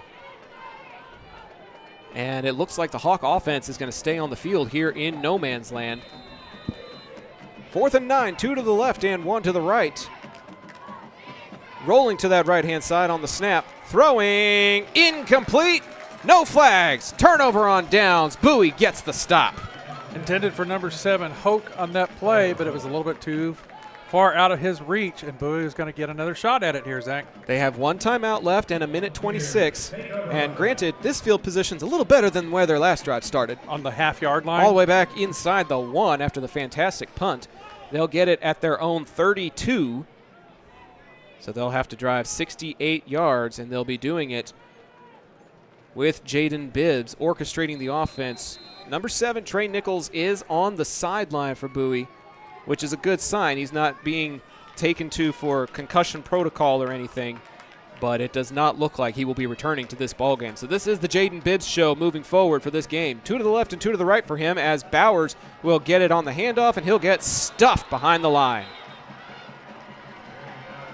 Number 99 on the stop, William Cole for the Hawks. Met him at the line of scrimmage and pushed him back. They're going to give him no pickup on the play, no loss either, though. 2nd down and 10 for the Balls.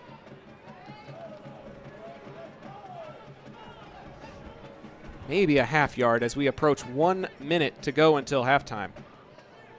Bowie does get it to start the second half. A little momentum in these final 60 seconds would be nice. 2 receivers left, 1 to the right. Safeties are only 7 yards back. Everybody crowding the box to contain Bowers. Bibbs back to pass. Steps up, steps away. Now he'll dump it off, and it's caught just across the 40-yard line. That is 1st down yardage, and Bowie will have to move quickly. That is Birdow with the catch. Gain of about 11, but now we'll have to see if we can get back to the line of scrimmage and spike it. 30 seconds on the game clock. No spike. They're going to play. This is caught near midfield. And now they're going to say incomplete. Head line judge Thomas Bean came in from the Bowie sideline saying that Birdow did not complete that catch, probably for the best as it stops the clock. It would have been short, well short of the line to gain. 18 seconds to go until the break.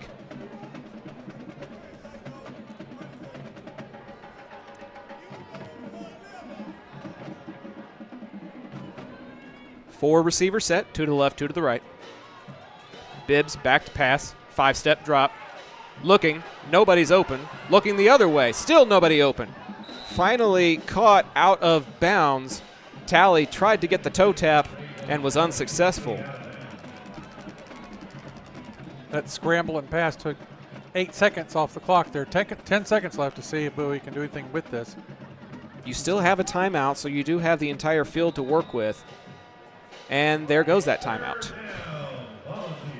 So Bowie will talk about it as we go to the final 10 seconds of play. Pops, this has been a wild second quarter after a touchdown, a fumble return for a touchdown, and the loss of your star all-purpose quarterback. Well, Bowie has been scrambling for any kind of momentum this second quarter. It reminds me of a playoff game we called for another team in this district that was played at the Frisco Star about 2 rounds deep into the playoffs. And it was against Geyer. And in the first quarter of that game, the star quarterback for the team was out for the rest of the game. Yep. And the game plan just fell apart. There was just nothing left in the sails of that team that year. We'll have to see how Bowie adjusts to the loss of Nichols. The fortunate thing is you have the opportunity to make halftime adjustments. You do have a few bright spots with your defense, forcing a field goal on the first possession, forcing a turnover on downs just now. But we'll have to see what they can do as we get close to halftime. 3 receivers to the right, 1 to the left. Bibbs back to pass, 4-man rush. He'll go underneath to Bowers, and this will be the final play of the first half as he will get roped down at the 45, cannot get out of bounds. There may be a flag down as there was some extra whistling from the officiating crew. It'll probably be in the area of holding. On the offense, number 73, the foul is declined. In the second quarter. And that is how we will end the first half here at Mustang-Panther Stadium. Bowie took the lead 7-3, and since then it's been 20 unanswered from the Hawks. The Vols do get the ball to start the second half, though, so we will take a short break and let you listen in to some of the halftime performances. We'll also maybe get a chance to listen in to head coach Joseph Sam from one of our preseason interviews that we had with him. And then we will be back with the halftime show presented by Taqueria Taco Express. All that and more here on Bowie Vol Football, presented by John Wade Roofing. Thanks so much for tuning in to Zach Arnold Productions.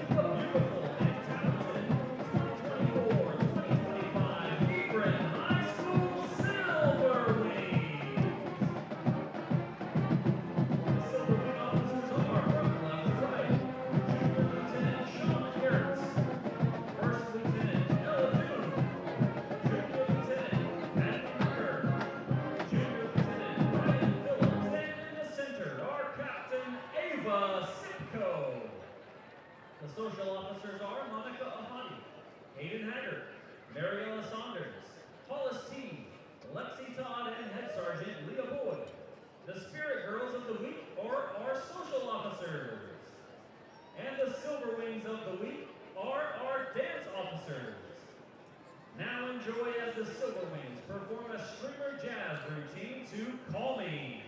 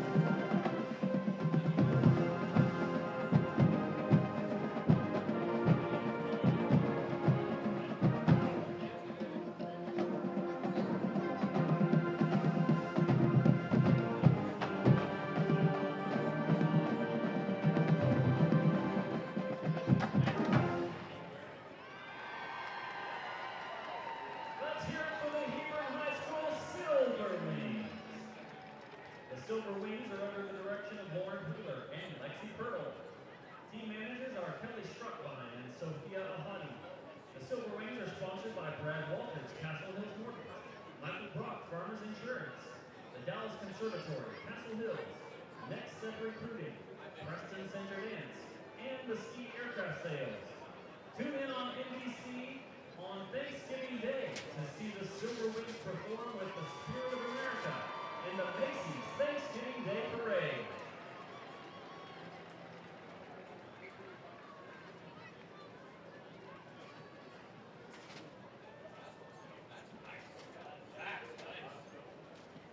Now, entering the field for your halftime entertainment, it's your 6A state champion, Hebron High School Marching Band. The band is being led onto the field by drum majors Stephen Solis Welch, Noreen Aziz, Caitlin Gwynn, Ashley Chapman, and Kira Borhaven. The band officers are Ben Guidry, Rubina Juma, Grace Mathai, Jake Makamala, Aman Sharma, and Adam Borhaven. The color guard officers are Patience Caraway, Kendall Cost, and Shriya Sharma. And the percussion officers are Ben Guidry and Sia Patel. The section of the week is the trombones. Tonight, the Hebron Band will be presenting an encore performance of portions of our 2024 production, Amorphous. Soloists for this evening are Kenzie Kilby, Colston Groves, Jaron Joby, and Ishan Shabistada. The Hebron Band would like to extend our congratulations to the Arlington Bowie Band on a terrific 2024 competition season.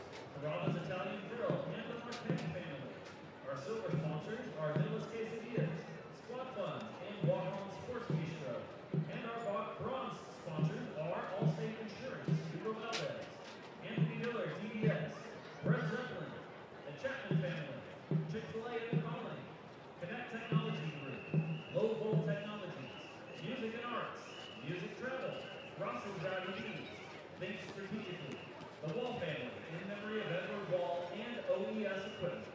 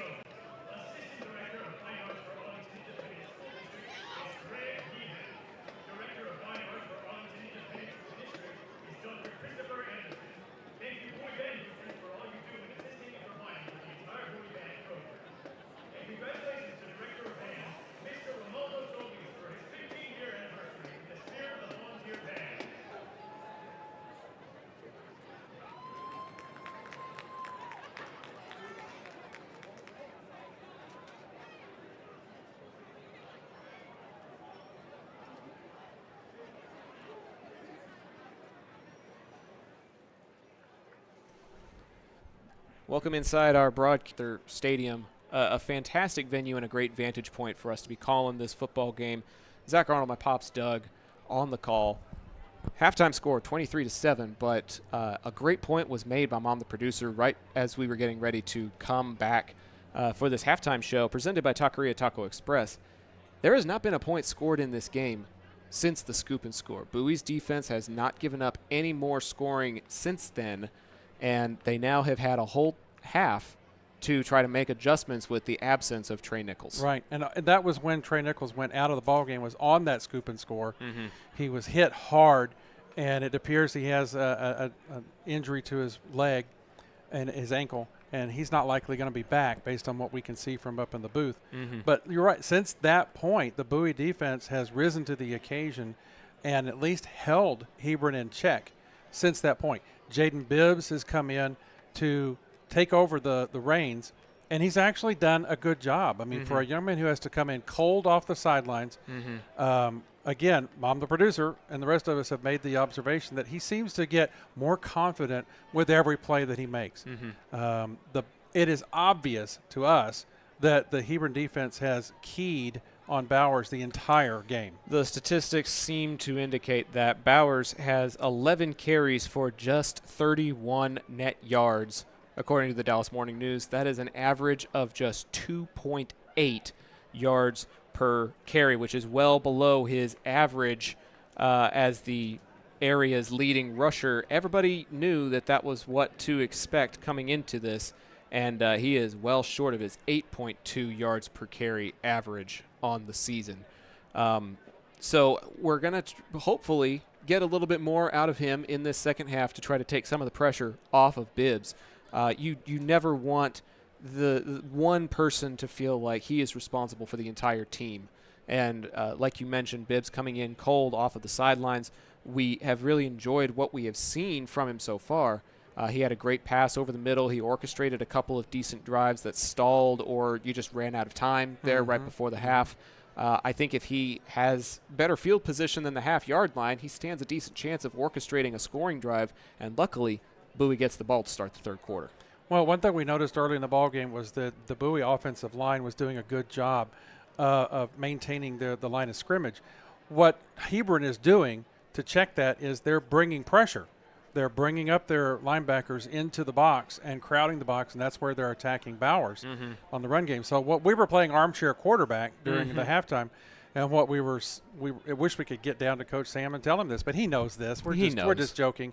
But if you can get some more passes over the middle, some short passes, some drag routes across the middle, and that's where Hebron seems to be vulnerable.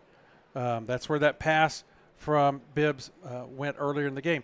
The passes to the outside seem to take too long to get out to the edge, and Hebron is collapsing on it, and there's no gain on those plays. But the passes that are going across the middle on it was a little post and curl, not a curl, just a post and a drag across the middle. That one picked up some good yardage. Maybe a screen play to counter some of that pressure. You know, they tried a screen, and the toss to Bowers was a little off the mark. If it's a little more on the mark and you can get those offensive linemen downfield, then maybe you can get something going that way as well.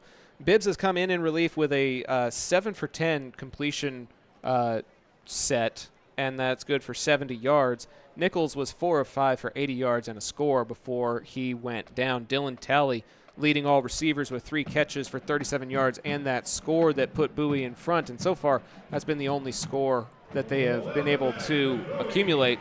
But we are hoping for more as they get ready to take the field. So we're looking for passing across the middle since they are playing the safeties up to crowd that line of scrimmage. We're looking for the defense to stay strong. We have been calling a couple of defenders' names several times here in the first half. And so if the defense can stay strong and maybe you can get a score, a stop, another score, you're right back in this thing. And Bowie has shown us that they're a team that does not quit. Their coaching staff is very energetic. We got to spend a lot of time with them in preseason on the field at Bowie High School, and their coaches have a lot of energy. and they will keep infusing that into this team. And they're not going to let this team lay down. And so I'm looking forward to a good second half here from the Volunteers to hold the Hebron Hawks in check. We have some very interesting scores. We're keeping a really close eye on the back and forth affair out at Abilene Christian University. South Lake Carroll, the last time I checked, was up 49-42 over Friendship with just 3 minutes left. That is the future opponent of whoever comes out on top in this ball game. We'll give you some other scores as we are able, but both teams have taken the field, so we'll send it back to ZapView as we remind you all that the halftime show is presented by our friends at Taqueria Taco Express. They feature a wide, authentic Mexican food menu across the entire city of Arlington, and their new 4th location at Little and 287 is now officially open. They have promos on Tuesdays and Wednesdays. You can get the quesadilla birria on Mondays for $10. You can get Taco Tuesday with 5 tacos and an agua fresca for $10 on Tuesday. Or you can get 2 gorditas and a drink on Wednesdays, also for just $10. So whatever Mexican food you're craving, Taqueria Taco Express has you covered. Find out more at taqueriatacoexpress.com. Zach, I went there on the opening weekend, and I had the tacos, I had the agua fresca, saw the new location. It's in an old 7-Eleven on the corner right there at 287 and Little. Great experience. This one will drop in front of the receiver at the 15 and across the 25 to about the 28 goes number 9, Zion Shelley, and that is where we will see the return of Jaden Bibbs and company for Bowie to start this third quarter. Zach, the coaches are out there with the boys in a little pre-session huddle there, pumping them up, keeping their spirits up, and we'll see what they can do on this first drive here of the second half. Bibbs and Bowers in the backfield. The handoff is to Bowers. He looks to his right, moves to the right, bounces outside, hits the edge, and gets upfield. Finally runs out of bounds, but he picks up some decent yardage on that first down play. He picks up about 4 on that one. It'll be 2nd down and 6 for the Vols. Be sure to hit that share button, folks. Second half is officially underway here at Mustang-Panther Stadium in Grapevine. 2 receivers and 2 tight ends for Bibbs. Bowers will get it on the stretch handoff. Shakes away from 1 tackle, across the 40 and down the sidelines. 1 man to beat. Darian Bowers forced out of bounds in plus territory as he explodes for 25 and a Bowie first down. That was a game-saving tackle there by the Hawks. Eli Mitchell on the sideline as Bowers was looking at the end zone that time and was headed that way with a full head of steam. Got around the edge, got headed north and south finally, and picked up some great yardage. Bibbs will give it to Bowers again. Feed that man as he goes inside the 40. Pickup of 5. That looks more like the traditional Darian Bowers we know. Yeah, little shoelace tackle there by Bo Onu for the Hawks. But good yardage pickup on that first down run. Picked up about 4 yards on the play. That's his average, 4.4 on the year. So good job there by Bowers.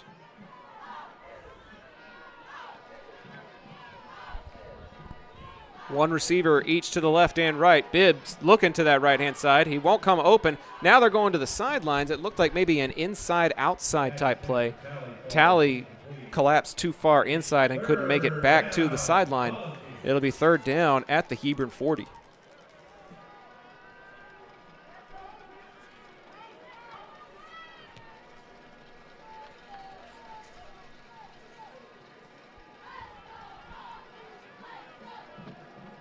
Play call comes in. 15 on the play clock.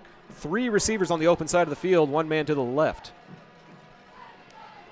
Looking left. Bibbs on the curl route, and it's caught for first down yardage. Down at the 33, you just turn around and make the catch just across the line of scrimmage. Exactly what Bowie needed to keep the drive alive. Good job by Dylan Talley. Yep, Talley on the catch there. Gabriel White finally brought him down, number 0. But not before Dylan Talley is able to move the sticks, and the Vols are on the drive. Everybody's bunched up near the line of scrimmage. 25, and we were just talking at halftime. Throw it to the middle of the field, and that's what the Vols do to pick up 8. Hebron thought that they forced a fumble, but the line judge signaled forward progress was stopped at the 25. Pickup of 8, 2nd and 2. Yeah, the play had been dead for quite a while before Hebron decided to take the ball away and try and run with it. I'm not sure what they were thinking. But a good pass in the middle, and that's exactly what we were talking about, was throw more passes in that soft middle ground there with the Hebron Hawks, and it's working right now. 2nd down and 4. Bowers will get it. Good run to the left-hand side, inside the 15. That's a pickup of 11 and a Bowie first down. If it had not been for Jesse Tarver, number 24 for the Hawks, Bowers would have been in the end zone right now. Inside the red zone, ball at the 15-yard line, 1st and 10, Volunteers. They can get a first down without needing a touchdown as they move towards the Colleyville Heritage end zone here at GCISD. Play action looking for the screen, and it's picked off. Down the other direction. Hebron's going to run this all the way back. A promising drive thwarted by a Hebron Hawk. Pick 6. Such a heartbreak there as the Hebron defender stepped right in the middle of that soft toss pass to the left side. That's going to be number 24, Jesse Tarver, credited with the 75-yard pick 6. But again, Bowie fans, don't lose heart. That was a good drive. They were picking up yards. They found the soft spot. Don't leave the program yet, guys. Well, but the interesting thing is they went with one of those dump-off passes that takes too long to develop, and it ended up costing them 6 points. Yeah. We were just talking about how those long passes that go to the sidelines were taking a while to get to their intended target, and Tarver just completely jumped the route and took it back the other way. Yeah. I mean, the receiver was there for Bowie. The defender just jumped right in front of the pass. He was watching the eyes of the quarterback Bibbs all the way and was able to intercept it. Extra point is true. 9:29 to go in the third. Your new score, Hebron 30, Bowie 7. We'll be back with more Bowie Vol football on Zap, presented by John Wade Roofing. John Wade Roofing is celebrating 40 years serving the Arlington area. John Sr. played for Colt football and was the team MVP in '76. He went on to play for TCU, earning all conference honors. The family has a Colt legacy that spans generations and wants to help your family's roofing needs, plus gutters, painting, solar, and more. For more information, go to johnwaderoofing.com. That coming back from break, we've got a final for you from Abilene Christian University. South Lake Carroll Dragons 49, Friendship 42. So it will be South Lake Carroll that awaits the winner of this game right now. If things continue to trend the way that they are, it looks like Hebron will have a chance at redemption after South Lake Carroll absolutely dismantled the Hawks in week 1 by a score of 59-16. But I would dare say that much like Bowie is a different team from the first few weeks of their season, Hebron's probably a bit different squad than they were back in week 1. I would certainly agree with that assessment as Hebron trots back onto the field for the kickoff here. Bowie's deep men are in position. Princeton and Burdow back near the goal line. Kicker number 83, Allen, for the Hebron Hawks, lining up to get this next ball away, and let's get the ball back in the Bowie offense's hands and see if they can continue their driving success. This one will bounce past Burdow and luckily roll out of bounds at the 10. That was a live ball for about 4 or 5 seconds. Burdow wisely watched it roll out of the field of play, and Bowie will get it at the 30-yard line. It's kind of like watching a bunted ball in baseball trickle down the line and weave back and forth down the line before the finally rolls foul. Well, and we called a game last week between Arlington and Richardson Pierce where there was a live ball that was kind of in no man's land, and Arlington was able to fall on it and give themselves an extra possession, which is something Bowie cannot afford right now. Right. Ball security is the key here for Bowie now. 2 receivers to the left, 1 to the right. 30-yard line is the spot. Bibbs is back to pass. Going to go up over the top, headed for double coverage, and this one will get picked off at the 30-yard line. A poor decision by Jaden Bibbs going into double coverage. He was looking for Zion Shelley. Flag is down as Hebron returns it. 5-yard line. The interception will stand in the arms of number 0, Gabriel White. I appreciated the confidence, and I appreciate the confidence that Bibbs has in his receiver, but you don't throw it into double coverage. Well, and the announcer's jinx comes back to bite us, as I called for ball security as the key. Here's the call on the foul. Illegal block in the back on the defense, number 1. 10-yard penalty from the spot of the foul. First down, Hebron. Bo Onu guilty of the infraction. That is something that Bowie has had the advantage on tonight. That is the 6th penalty called against Hebron, only 1 penalty issued against the Volunteers. But when you're trailing 30-7 and trailing 3-0 in the turnover differential on back-to-back interceptions, this is going to be an uphill battle for the next 20 game minutes or so. RPO is caught for first down yardage. It was a play action pump fake thrown in the direction of number 4, Sheldon Armour. Unless I'm mistaken, that's his first catch of the night, and it'll move it to the Hebron 43. Yeah, ridden out of bounds that time by Brody Ferguson, number 19 for the Vols. Handoff up the middle, splitting the linebackers, just straight up outrunning them, was Asen McCray-Jones. He'll pick up another 13, move it into Bowie territory, and Hebron's moving fast, going for the jugular here at the 44. McCray-Jones will get it, and will get maybe a yard to the 43, 2nd and 9. Ray Jones with carry, gain of 1. 2nd down and 9. Coming up on 8.5 to go here in the third quarter of play. Stretch play, handoff to the 40 goes McCray-Jones. They'll give him 3, and it'll be 3rd down and 6. Whole host of Bowie defenders in on that play, including number 42, Brian Kern. Kern, the senior edge defensive player. Brings up 3rd down and 5 for Hebron. 3 receivers to the left, nobody to the right. They're going to pass, and it's caught over the middle on the curl route. Shedding 2, 3, 4 tackles, refusing to go down, and finally getting down to the 15. That's a big pickup by number 3, the punt returner, Drew Coster. First down, Hawks at the 15. Don't even have time to tell you who the tackler is as the handoff goes up the middle and inside the 5. This is a handoff to a new running back. The umpire, a victim there, as number 9, Antonio Dennis, gets the carry to a 1st and goal at the 4. Training staff will tend to the official that was hurt. We'll take a short break and come back with more Bowie Vol football on Zap. It's 1st and goal for the Hawks when we come back. Pecan Park Dental is proud to support local high school sports. If you're losing sleep because your husband sounds like a freight train at night, it's time to check for sleep apnea. Dr. Stephanie Bangs and her team offer solutions to help everyone in the family rest easy, especially before game day. Come to Pecan Park Dental, where even snorers can find peace, and so can you. Umpire Chris Thames was helped up by the Bowie training staff, and he is staying out there on the field as Hebron gets the ball spotted between the 3 and the 4 yard line. 1st and goal, Hawks. 7.5 minutes to go here in the 3rd. Resuming play, 1st down and goal from the 3-yard line. 3 receivers to the left, nobody to the right.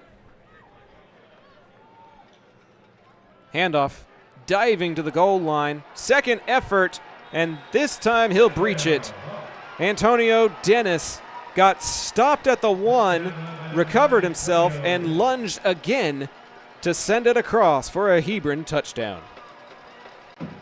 Yeah, he dove once and was stopped over the top, and his 2nd attempt. And I think the defense just assumed that was the end of the play. Yeah, They kind of stopped playing, and Dennis kept going, and he had a long enough wingspan to reach it across the plane for a Hebron touchdown. Extra point is true. 7:27 to go. It's a 30-point ball game. Flag is thrown. We'll let you know what it is after the break. This is Bowie Vol Playoff Football on Zap, presented by John Wade Roofing. Hi everybody, Paul Lovato from Jambo's Barbecue at the historic Arlington Steakhouse here on Division Street. You know we have the best barbecue in Arlington, but did you know we cater special events? From wings for your tailgate party to smoked prime rib for your wedding reception and everything in between. We got you covered. Call us today. Peace, love, barbecue, and football. The Revamped Football League features former college players and lifelong Madden players alike who seek friendly and organized online competition. Whether you play Dynasty, Ultimate Team, or simple Play Now, enjoy College Football 25 in new and exciting ways with the RFL. Find their Discord group or learn more at revampedfootballleague.com. A personal foul was called on the extra point against Bowie. So that will move it 15 yards across midfield as Hebron in control in this one. This may be a place to try a little pooch kick, get it high up in the air as number 86, Kelly, gets ready to kick off here. Burdow and Princeton semi-deep for the balls. It is a high pooch kick, but it's going to go all the way into the end zone for a touchback. So Bowie will be bringing out their offense again here. Kickoff rolls to a stop in Dallas County. Again, if you're joining us late, Larry Nichols is the quarterback. The starting quarterback for Bowie is out with an injury. He has been replaced by Jaden Bibbs at the quarterback position. Bowers still in the running 35-yard line for a first down. Good run there by Bowers over the right side to start this series. Again, one receiver left, one receiver right. Bowers in the backfield. The handoff is to Bowers, who goes straight up the middle this time, but he's brought down almost immediately that time for almost little to no gain on the play. Number 17, Jaqueline Hall with the tackle. Picked up about 2 yards on the play. It'll be second down and 8 for the Volunteers. Everybody looking to the sideline for the call on the play. Personnel moving around. Looks like to the left, one to the right. Bowers in Bibbs' hip pocket. Bowers back to pass. Throws to the right side and out. Pass to the left side. Sails way over the head of Zion Shelley that time for an incomplete pass. It'll be third down and 8 for the Volunteers on this series. Ball resting just at the 36-yard line of Bowie. Bowie moving left to right if you were watching this on the television screen. Splitting 2 receivers out to the left side, 1 to the right. Bowers in the backfield with Bibbs. Receiver goes into motion. Now we have trips on the left. Bibbs back to pass, looking to that left side all the way, goes all the way out to the outside. The catch is made and almost gets the first down yardage needed on that play. Number 3, Antonio Burdow with the catch, but he's a little bit short, and it's going to be fourth down and 2. What will the Vols do here at almost midfield? Looks like the offense is going to stay on the ball field. Yeah, at this point, you've got to keep the offense out there just to keep your momentum and your season alive. Fans, we appreciate your patience as we work through some signal issues out here. 4th and 2, 2 tight ends, 2 receivers. Bowers will get it up the middle to midfield, bounces off a tackle. Darian Bowers into the clear. There goes Peanut. Touchdown, Bowie. Strong running that time. Again, right up the middle, breaking several arm tackles and broke free and took that one to the house. A 57-yard run on 4th and 2, and that will give Bowie's offense a little bit of a spark. Espinolda out to get the extra point here.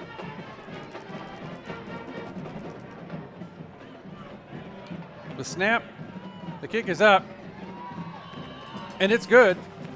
Your new score, Hebron 37, Bowie 14 after a 50-yard house call by Darian Bowers. 6:26 in the third. We'll be back with more Bowieville football on Zap right after this. Are you a small business owner looking for reliable insurance coverage? Or perhaps you're navigating the complexities of Medicare? Look no further. Chapman Cornelius Insurance Services is a family-owned, independent insurance agency with over 50 years of experience, specializing in tailored insurance solutions for small businesses and their owners.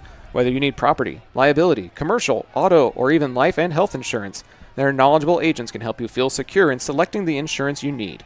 Call April or Jason at 817-265-3346 or visit chapman-cornelius.com. Welcome back to Grapevine, Texas. Zach Arnold, my pops, Doug, on the call for this area round playoff game. The winner will officially play Southlake Carroll. Hebron looking for a rematch. Bowie looking for their first regional semifinal in 8 years. Their last area round victory came back in 2016 against Midland High by a final of 37-30. They'll need more than 37 if they want to win this game. Currently trailing 37-14 to the Hebron Hawks. Espindola with a squibber that gets past the first line of defense, and falling on it at the 35 will be Hebron. That's an interesting attempt on special teams there to see what you're able to do with it. Unfortunately, it will be a Hawk possession. Yep, covered up and recovered by Tyler Hoke on that play, the number one wide receiver for the Hawks. Sure-handed young man, keeps the ball in their position. They're starting this drive at their own 35. Decent field position for Hebron. 2 to the right and 1 to the left. This will be McCray Jones in the backfield with Creighton. If I'm Hebron, I am running as many times as I can to melt this clock. Time is not on Bowie's side. High snap. Creighton will take it off on the quarterback scramble. Cuts to midfield. Stutter step. Gets away from another man. Has a downfield block inside the 20. And what should have been a sack back at the 30 is a 1st and 10 at the 11. Yeah, finally brought down by Princeton Campbell Volunteers, but not before Creighton is able to rumble all the way down to the 10-yard line. Some amazing improvisational skills as Creighton takes it to the red zone. McCray Jones on the handoff to the left-hand side. Got a blocker, but there are 2 or 3 Bowie defenders there to bring him to the turf at the 9.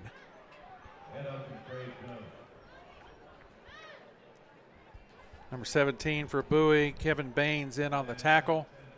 Actually lost a yard on the play, most likely. Looks up from here. It'll be 2nd down and about 6. They can pick up a 1st down here without getting into the end zone. 3 receivers to the right, nobody left. McCray Jones up the middle, untouched. You could drive a dump truck through that. Touchdown, Hebron.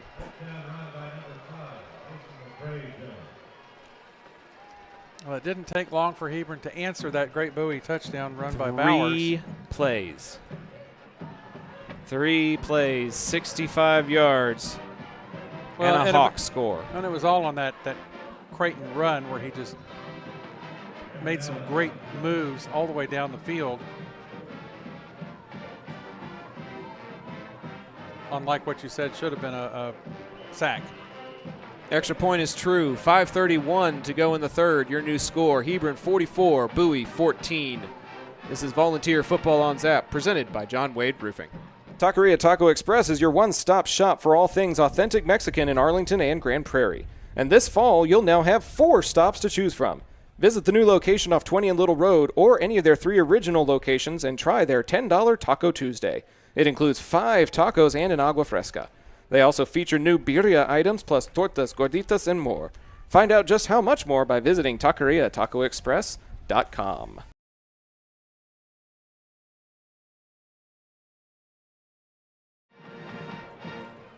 Welcome back to Grapevine, Texas. A beautiful night for football. There was hardly a cloud in the sky. Temperatures in the 50s. A lot to be thankful for around this time of year. Happy early Thanksgiving, everybody.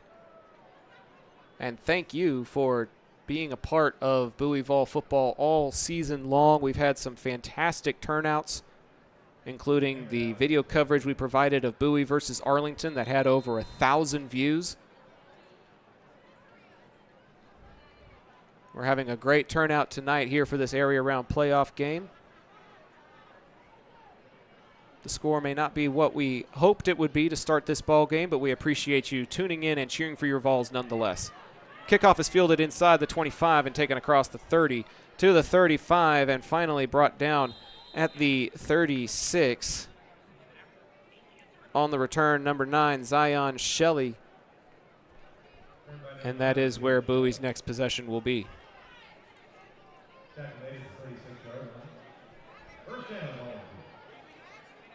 There have been glimpses of awesome from Bowie in this third quarter, mixed with some glimpses of desperation. We'll see if we get a awesome drive or a desperate one as they come out with a 4-receiver set. 3 down linemen for Hebron. They're going green, and it is going to go nowhere. Read well by the defense, a completed pass for a loss of 2.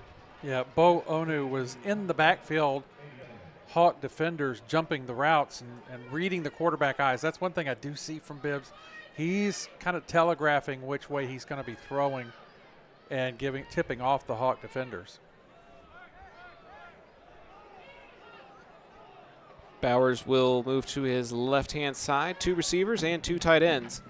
Bowers will get it, looking for a crease, stiff-arming a defender, taking him with him for extra yards. And it finally takes 4 gray jerseys to bring Bowers to the ground near the 40-yard line. Yep, number 23 was in on the tackle on that one that Bowers was carrying with him. Joshua Turner got a piggyback ride.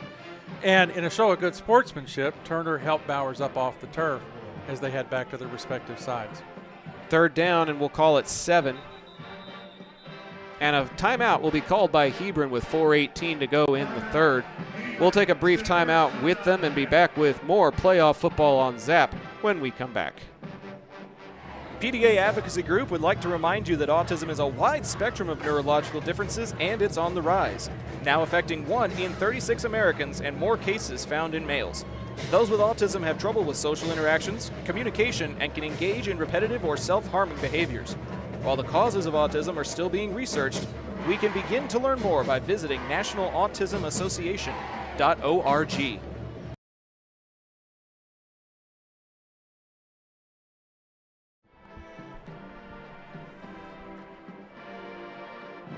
Fun night for football, even if the scoreboard is not what we want it to be. A lively chat on YouTube and some record-setting numbers we'll talk about over the course of this ball game. Our first season covering Bowie Vol football. And based on the statistics, we are hoping it's definitely not our last. 3 receivers to the left, now one of them in motion. Faking. And Bibbs was trying to step up into the pocket, and as he was looking to continue that play, Dalen Owens shut it down, number 55 for Hebron, the senior defensive lineman. So the Bowie punting unit comes out, getting ready to send it away to number 3, Drew Coster. Powell Goffey standing near his 20-yard line, Coster near his 35, 3:40 to go in the third. High snap, Powell Goffey retrieves it and sends it away into the night sky. It'll take a Bowie roll inside the 40, and we'll get downed at about the Hebron 30-yard line. That's where the Hawks will get it when we come back with Bowie Vol football on Zap, presented by John Wade Roofing, Arlington's favorite roofer since 1982. John Wade Roofing has been serving the Arlington area since 1982, but the Wade legacy runs much deeper in the city of Arlington. A pioneer family that has had roots going back decades, John Wade and Company saw relatives attend the Cooper Street Arlington High campus and has had members play in Colt athletics for decades, and they're looking forward to serving this community for decades to come.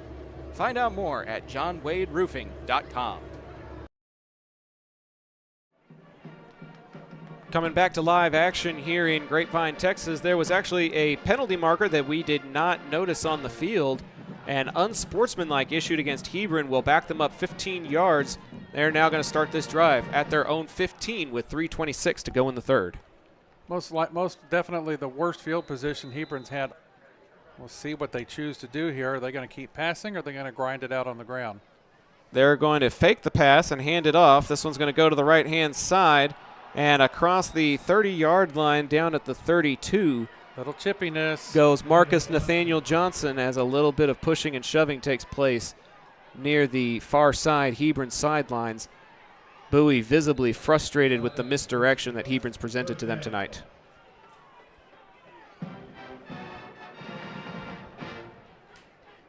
Three receivers again. That's been pretty par for the course for Hebron. Not very many mixed formations. Handoff to the right side. Pickup of maybe a yard.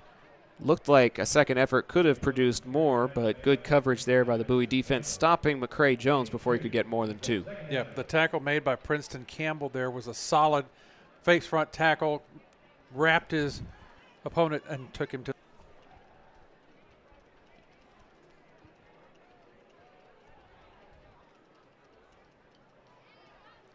Approaching 2.5 minutes to go in the third.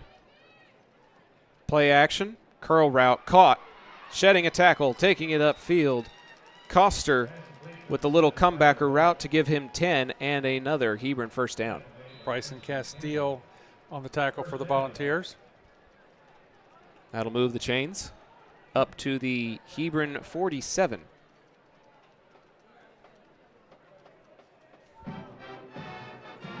They've picked up 32 yards in the span of about 3 or 4 plays.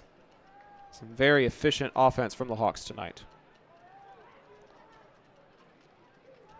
Handoff, left-hand side, into the second level, picking up 10, 11, 12, and then picking up an extra 13th for good measure. That's McCray Jones to the Bowie 40-yard line. Another tackle there by Brian Castile, making some good plays for the Volunteer defense. See, we had been calling number 26's name, but not having a 26 on the roster during district play. This expanded playoff roster gives us the opportunity to give credit where it is due. Ball is deflected. Flag is thrown. It was incomplete. The deflection batted off of a Bowie defender, and then somebody else on the D line tried to dive for it. Unfortunately, it falls to the turf. We'll see what the flag is. Power Goffey a little slow to get up on that play, holding his right arm a little bit. But he's up and he'll be okay. Ineligible downfield on the pass, number 73 on the offense. Penalty is declined, second down. So Bowie will elect to have Hebron lose a down rather than back them up 5 yards. 2nd and 10 after declining the ineligible receiver. 2 to the left, 1 to the right. Handoff up the middle. It's nothing special, but it is another 7 yards for McCray Jones. He has a good burst of speed. Once he gets the ball in his hands, he really turns on the jets, and he kind of just squirts through the middle of that line. 3rd down and 3. McCray Jones gets it again, up the middle, to the 30, and that is exactly the line to gain he needed. First down, Hebron at the Bowie 30. Arjuan Chibley on the tackle for the Vols on that play. But again, the Hawks are just marching chunk by chunk by chunk, keeping it on the ground pretty much so they can run the clock. 55 seconds left in this quarter. If it's a running play, this could be the final play of the third quarter, depending on how late they take the play clock. 2 to the left and 1 to the right. Bowie showing pressure. Low snap, bobbled. Quarterback gets away. Up the 30. The scramble takes it into the red zone and gets first down yardage.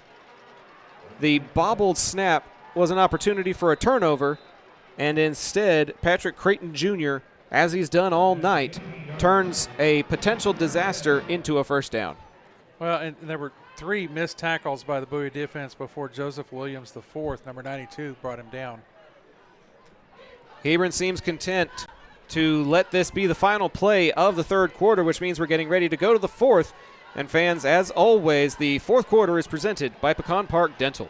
Pecan Park offers various dental services tailored to meet your individual needs with the latest technology and friendless staff in town. Let Pecan Park help you achieve and maintain healthy teeth for a lifetime.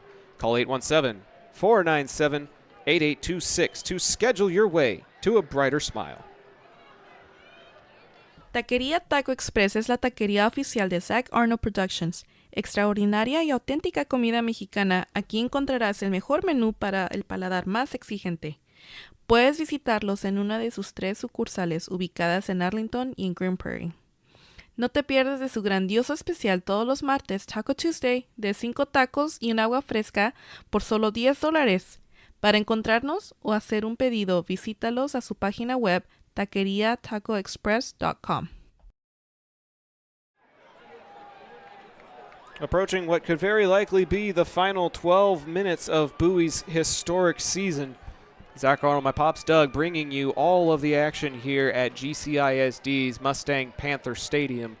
We appreciate GCISD's hospitality in getting us up here in the broadcast booth to cover your volunteers for you for every down, every play. Hebron sets up shop at the 18-yard line, now moving left to right on your Zap View perspective. Pass play all the way, under pressure, and Bowie will get the sack back at the 25-yard line. They brought an extra man, and they get to Creighton to bring him behind the line, and now a flag comes in. Somebody said something they shouldn't have. Maybe a bit of frustration setting in, understandably so. It's the winning team chirping. It's interesting. Yeah. Was not expecting another 15 yards to be tacked on by Hebron, but a little bit of talking by Marcus Nathaniel Johnson will move them back another 15 from the 25 all the way to the 40. The first down line to gain is the 8. What do you have in your playbook for first and San Antonio? This is going to be a 3-receiver set with a tight end to the right. McCray Jones will get it, and he will get met at about the 36, 37-yard line. Another good play there by number 92, Joseph Williams IV for the Volunteers. Third down and forever. Just beginning the fourth quarter of play, as Hebron will come with a 3-receiver set, 2 to the left, 1 to the right. Left-hand slot in motion, 2 receivers on the right-hand side now, looking that way, now going underneath on the screen, and Bowie's going to blow it up at the 40. Neither team getting the screen passes off very well tonight, and it's 4th and forever for the Hawks. Jeremiah Brinson was all over the receiver that time, brought him down immediately before there could be any effect from the screen on that play. Just the second punt of the night from Hebron, as they will have to send it away, the line to gain being the 8-yard line.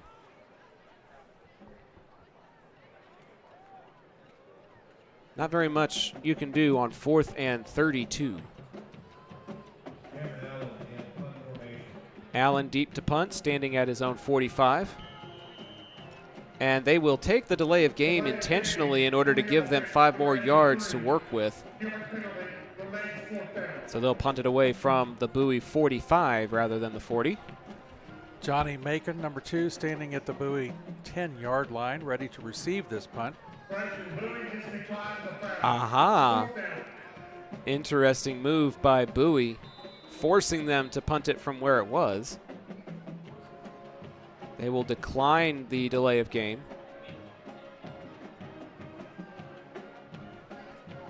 And Allen will have to stand around midfield. They may take the delay of game again. They're not lining up at the line of scrimmage. Hebron's coach is saying, take the penalty because we're not doing anything else. Can Bowie continue to decline They the can penalty? continue to decline it. This is a very weird cat and mouse.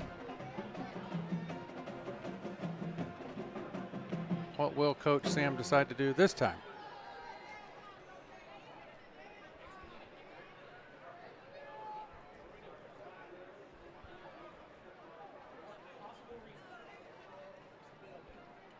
The clock is stopped and won't be reinstituted until the ball is actually snapped. Well, it was rolling on the last play. On the offense, number 83, that penalty is declined. The clock will start on the snap. Clock starts on the snap, so now Coach Towles has nothing to work with. The clock was rolling previously. Now it is just a play clock, and now Hebron will have to punt it from the 40. Sent away from right at midfield, end over end, that will bounce to the 10, to the 9, and roll out of bounds at around the 7. Tough sledding for the Bowie offense as they trail 44-14. We'll keep it right here, ASD, as we see what this beleaguered Bowie offense can try to muster with 9:34 to play in the ballgame. Jaden Bibbs coming in relief of the birthday boy, Larry Trey Nichols III. He came into this ball game with almost 3,000 all-purpose yards, and it is just so unfortunate not only to have that happen in the first half of probably the biggest game of your life, but to also have it happen on your birthday. Bowers will get it and take it to about the 10-yard line. They'll give him 2 on the carry.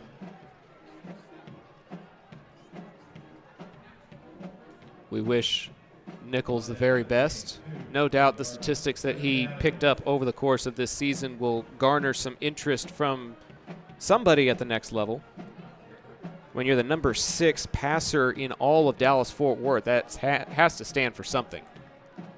Bibbs will make a completion here and shedding a tackle and getting across the 20-yard line. That is very close to first down yardage. Depends on where they say he stepped out of bounds. No, they're gonna say he stepped out of bounds at the 17.5. They're gonna mark him short. Number 4, Osunde Brown, trying to plead his case, but it's 3rd and short with 9 minutes to go in the ball game. Yeah, Cindy Brown thought he broke free and got up the sideline a little bit, but he took one little step out of bounds, and the referee was right there on top of it. 15 on the play clock as Bowie makes some substitutions and flips their offensive alignment. Now 10 on the play clock as they come with a 4-receiver set. Man in motion to bring 2 on each side. Bibbs back to pass, going underneath. Bowers with the catch, tries to shed a tackle and cannot. Wrapped up back at the 15-yard line, and it'll be 4th down.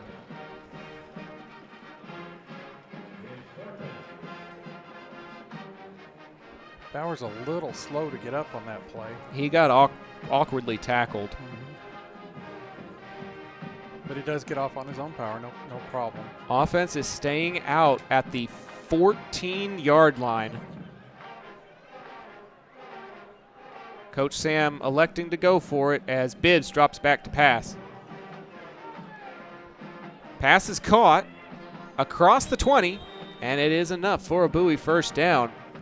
Huge gamble. That's an NCAA college football video game like go for it on 4th down, but you have to inspire some confidence in your team and show them that you're going to keep fighting down to the last minute. Well, and helpfully, in a helpful manner, Shelley was able to get out of bounds and stop the clock on that play too.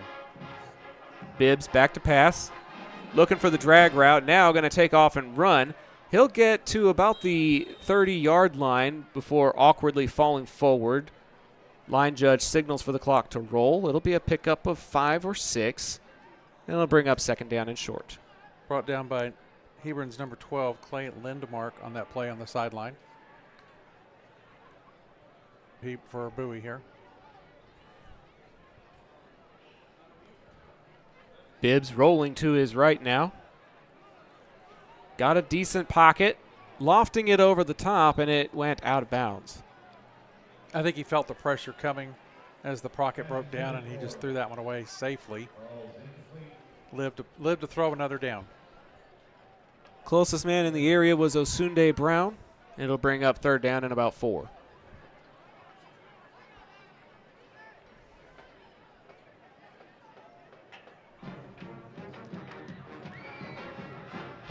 Back to pass. Man all over, but the catch is still made by Zion Shelley. almost exactly the line to gain. They needed the 33. They're going to say it's the 32. So here's another 4th down for the Volunteers. 7:29 to go.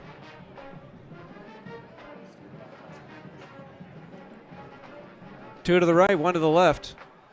Hebron showing pressure. They've got 1, 2, 3, 4, 5, 6, 7 on the box. Two to the right, one to the left. Safety creeping in now. And Bibbs dropped it. He's just going to have forward. Sneaks behind an offensive lineman. Did he get the line he needed? It's all based on this left or right-footed ref. And he just barely got the one.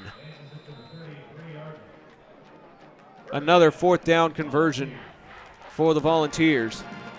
Well, again, Bibbs showing that he can keep his head about him in a play like that where the snap is low and he drops the ball, picks it up, and makes the yardage he needs for the 1st down anyway. He didn't just lie down and dive on the ball and give up.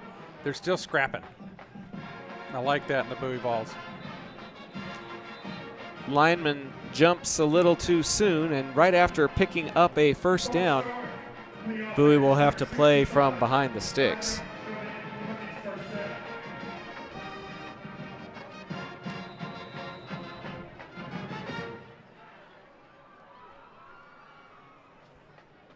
Clock goes under 7 minutes to play here in Grapevine. 2 to the left and 1 to the right. Bibbs drops back. Looking across the middle, now flush to his right. And he will get dropped for maybe a loss of 1 on the scramble. That's just a coverage sack, as Bibbs couldn't find anyone to throw it to. Yeah, and when he ran out of options, he ran into number 15, Eli Mitchell, for the Hawks, who finally brought him down on that play. But again, good effort. He keeps hanging in there, keeps looking, checking his progression chart. And if there's nobody there, there's nobody there. Just never found anybody. And the defense was collapsing on him to the point he couldn't take off and run with it. 3 receivers again. Bibbs looking over the middle, stepping up, rolling, throwing into coverage, and it's caught near midfield. Shelley's been really busy this quarter. He's been the favorite target of Bibbs, and he'll put it to the 46. It's a pickup of about 20 and a Bowie 1st down.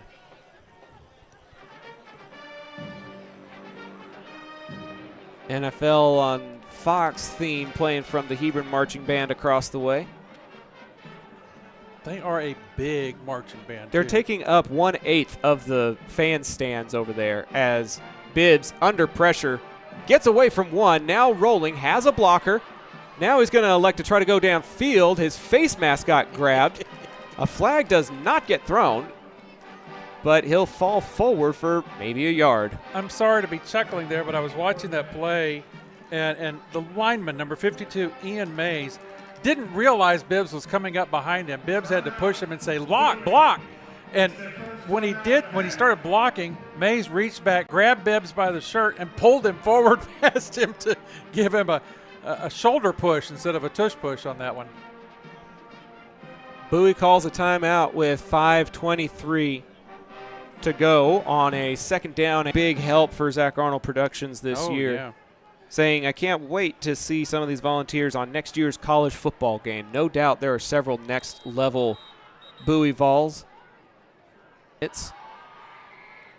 Well, and I'm hopeful in what I'm seeing out of Jaden Bibbs, who is a junior. We would expect to see him back next year. Indeed. Hopefully possibly leading this team. Valuable playing time for the young man. Well, and he's showing some good decision making. Like on that last play where he just ran out of time, he didn't throw it into coverage and get an interception. True. He ate it when he needed to. That's just good presence of mind. In the pocket. Had a man open over the middle, but threw it too far in front of Osunde Brown. That would have been 1st down. Just receivers as Bibbs lofts it one-on-one in coverage. It's caught! 20-10, touchdown Volunteers! Kedrick Osunde Brown caught up to that one and puts it in for 6.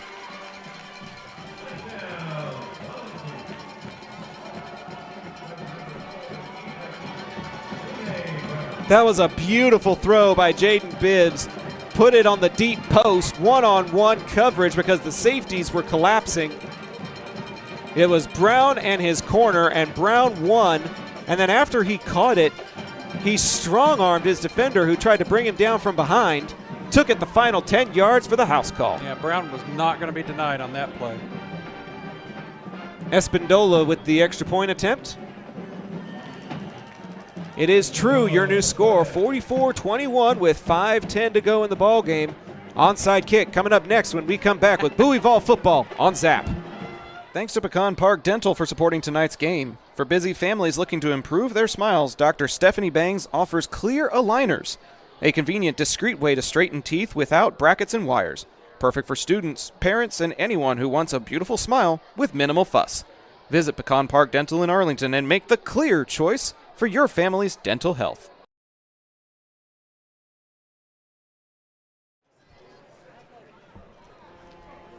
Time for one of the most fun plays in all of football, the onside kick. Followed closely by one of my personal favorites, the wheel route. When it's well executed, the wheel routes are fun to watch. But the insanity that can come from an onside kick makes for some of the most chaotic moments you will see at any level of football. You know, and we've seen quite a few recently in Zach Arnold Productions. With Sam Houston, Chris James loves the onside kick and was able to recover many of them from the Sam Houston Texans. We saw some from Arlington High last week in the back and forth game that they played against their by-district opponent. 10 men up on the line, one deep. Here's the bouncer. It gets behind the defense, but Hebron is able to catch up to it at the 30-yard line. Now taking it down the near sidelines. There's a flag down at midfield, but this one is headed to the end zone. Number 1 on the return, Bo Onu, will have his touchdown called back. Yep. Referee's waving it off and pointing at the flag. Must have been a hold or something that broke him loose. Bowie kicked it to the opposite field. Yep, holding. And the hold as Onu was crossing the field was what resulted in breaking it open.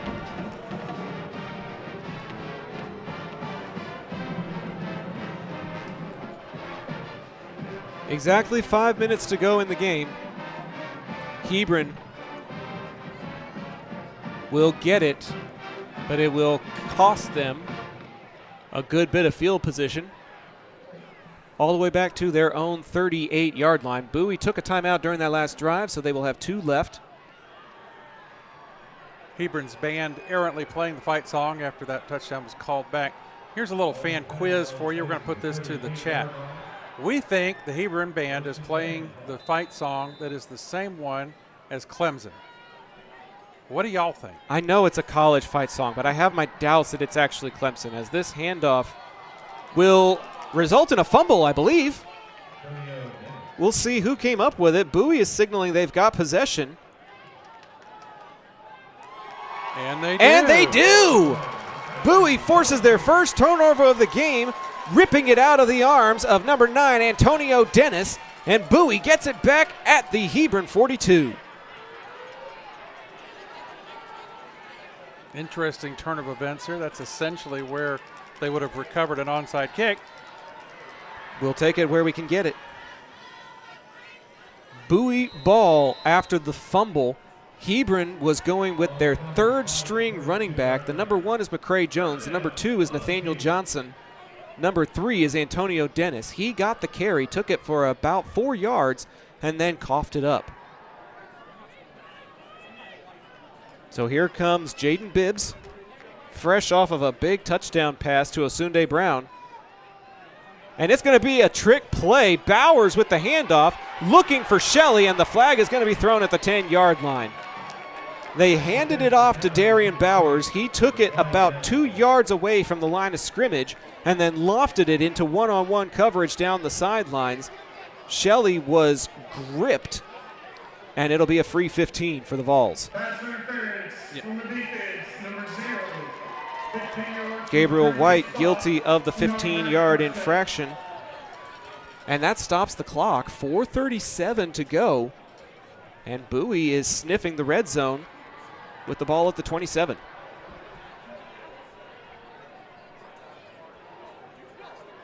3 receivers to the right, 1 to the left. Bowers to the right of Bibbs.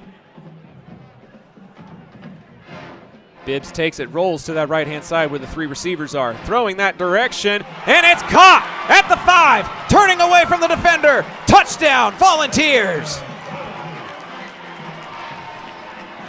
Antonio Burdow gets past his bird defender of a Hebron Hawk, but will get flagged for an unsportsmanlike celebration after the touchdown catch.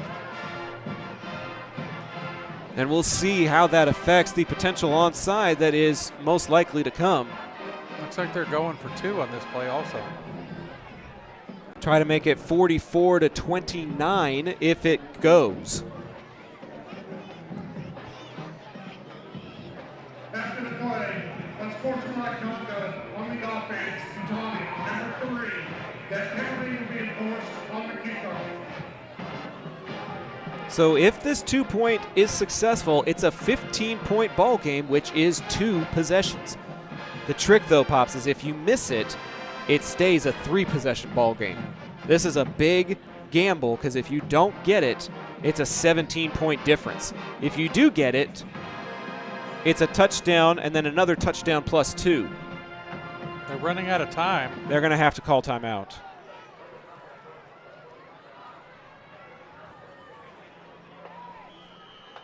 Flag is thrown. Delay of game on the offense, number 10. 5-yard penalty. Or maybe they wanted those extra 5 yards to try to work on a particular passing play they wanted from the 7. Give them a little more room to maneuver and run the route. I think it was meant to run the route. They now move to the line of scrimmage with no trouble. As the play clock comes in, a 4-receiver set, 2 sets of slots near to the line. Bibbs back to pass. Under pressure, rolls to his right, throws, caught, 2-pointer Bowie. Number 9, Zion Shelley gives a little bit of life to the Vols with 4:31 to go. 44-29, your new score. Just like that, we'll be right back with Bowie Vol playoff football on Zap. Hey Arlington residents, are you tired of rising insurance rates? Then it's time to make the switch to Chapman Cornelius Insurance Services, Inc. Since 1984, they've been your trusted local insurance experts offering competitive quotes for all your needs. Auto, homeowners, umbrella, renters, boats, and even classic cars. Why settle for less when you can get the best? Compare coverages today and see how much you can save. Call April or Jason at 817-265-3346. Chapman Cornelius, your local insurance partner since 1984. 4 minutes and 31 seconds, and this has been a wild past 3 minutes if you're a Bowie Vol fan. From 44-14, all of a sudden you're fighting back into it at 44-29. It's technically a 2-possession ball game, a touchdown and an extra point, and then another touchdown and 2-point conversion. It has been all Bowie so far in this fourth quarter, but the unsportsmanlike by Burdow will put Bowie all the way back at their own 25-yard line for this kickoff attempt.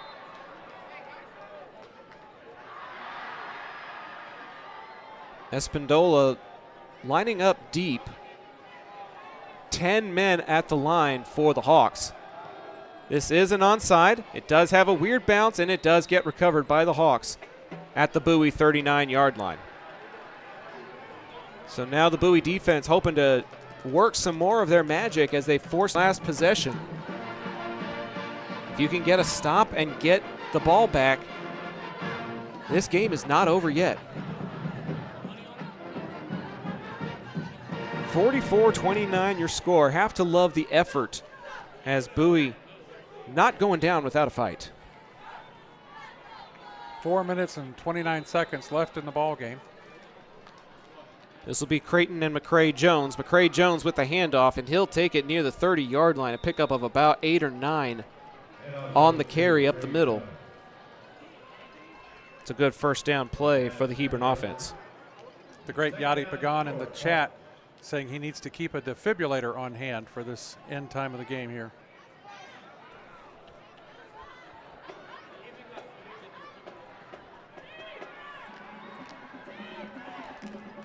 Second down and very short for Hebron. 2 to the right, 1 to the left. McCray Jones up the middle, and he'll take it to the 25 for a first down.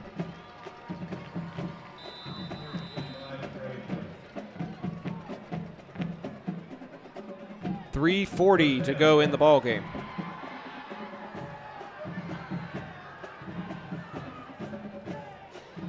Cry Wolf 46 with some high praise. Thank you so much for your compliments.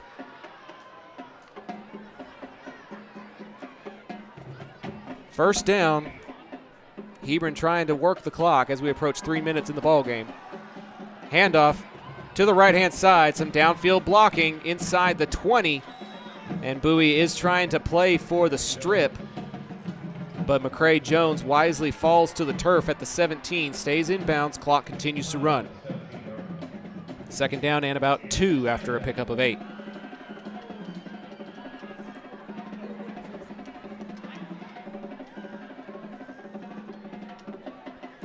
.248 to go in the ball game. Hebron is in no rush to get to the line of scrimmage, 15 on their play clock. Now they rush to the line, 2 to the left and 1 to the right.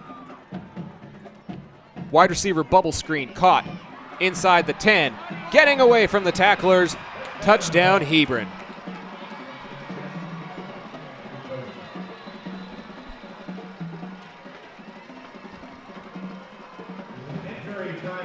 Catch and run by number 3, Drew Colster. There is a Bowie player down that will need to be tended to. While they tend to him, we'll take a short break. Touchdown Hebron. Extra point when we come back with playoff football on Zap. Looking for the most unique gift for your student or athlete? Local Legends Figures has you covered. The custom 6-inch figures are designed with you and your legend in mind. They even immortalize yours truly with a custom, never-before-used model to create a Zach the Voice figure for my 30th birthday. Huge thanks to our friends at Local Legends Figures. See pricing and place orders at locallegendsfigures.com.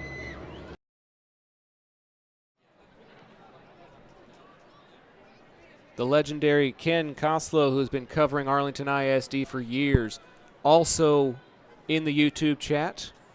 Uncertain exactly whose fight song it is, but Hebron is going to be playing it at least one more time out of respect for the injured volunteer.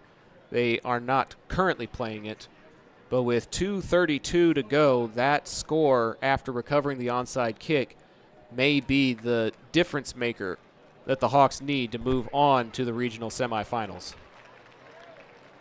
Number 12, Kyle Smith, the volunteer, shaken up on the play. Just now being helped up to his feet and being carried, getting the help of 2 of the volunteer training staff to limp off the field. Looks like a lower extremity injury. We never like to see any of the young men injured during the playing of this game, but we've had quite a few injuries this evening. One of them that altered the entire direction of the game. Yeah. Extra point coming up now for the Hawks. High snap, good hold, and good kick. 2:32 to go in the ball game. Hebron 51, Bowie 29.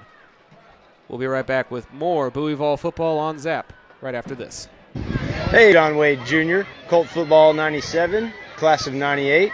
And the next time you have a roofing issue, be sure and call Arlington's favorite roofer, John Wade Roofing. Look us up on the internet at johnwaderoofing.com.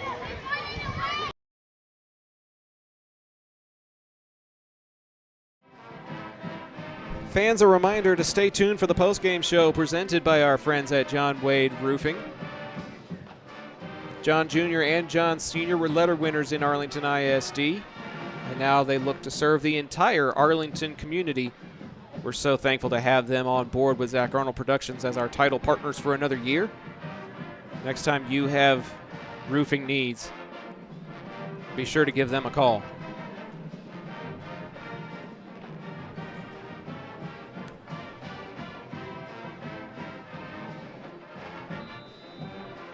A little bit of a windmill break of the huddle as Hebron lines up for the kickoff. Bowie's traditional receivers standing at their own 5. This one is away. It'll be short and fielded inside the 20 and out of bounds at about the 23. So no time will elapse. Bowie did not spend any of their timeouts on that last possession, but they'll need to go 76 yards to answer the short field touchdown that Hebron just got after recovering the onside kick. Well, they had the long pass play on that last drive. They've had Bowers break one for 50. The potential is there. When you've got the best running back yardage-wise in all of DFW 6A, anything is possible. They're going to go with a tight trips formation on the far side of the field. Now a man in motion.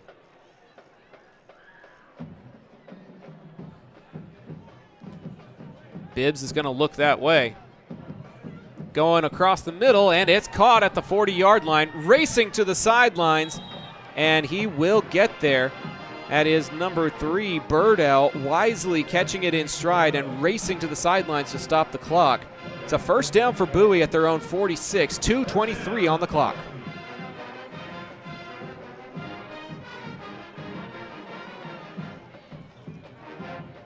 The Volunteers are playing with a sense of urgency that they, in my opinion, should have been playing with all second half. But it is nice to see this tempo late in the ball game as Bibbs drops back, 3 receivers, directing traffic, drops it into triple coverage, 3 defenders, does not matter as Antonio Birdow finds the soft spot in the zone and picks up a first down and runs out of bounds at the Hebron 40. 2 minutes and 16 seconds on the clock now. And Hebron not happy with the way Bowie has been marching down the field. They'll take a timeout, and we'll take a short timeout with them. Back in 30 seconds for the final 2:16 of this area round game between the Volunteers and the Hawks here on ZAP. Las albercas en Texas necesitan servicios durante todo el año. Rummy Pools brinda servicios de calidad, incluyendo limpieza, mantenimiento y reparaciones. Llama al número 469-951-0107 para una consulta gratuita y pregunta por Roberto. Rummy Pools, haremos que te enamores de tu alberca de nuevo. Welcome back to Grapevine, Texas. Approaching the 10 o'clock hour. Nearly a 3-hour-long ball game, and it has been an interesting one to say the least. It looked like a back-and-forth affair before Trey Nichols hit the deck and was unfortunately removed from this ball game. It has taken Bowie a little bit of time to adapt, but the last couple of offensive drives, Pops, have given me hope about this Bowie offense. But as Ken Koslow very wisely mentions, the potential is there, but the time may be running out. Antonio Birdow has made some great catches, and Zion Shelley has really been a star this second half. We'll see who gets it here on this 4-receiver set. Only 3-man rush. Nobody covering the quarterback. Bibbs will take off and run for 7. Heads out of bounds. The hit was apparently inbounds before he goes out. He'll pick up about 8 on the keeper. Stops the clock. And it's second down at the 32.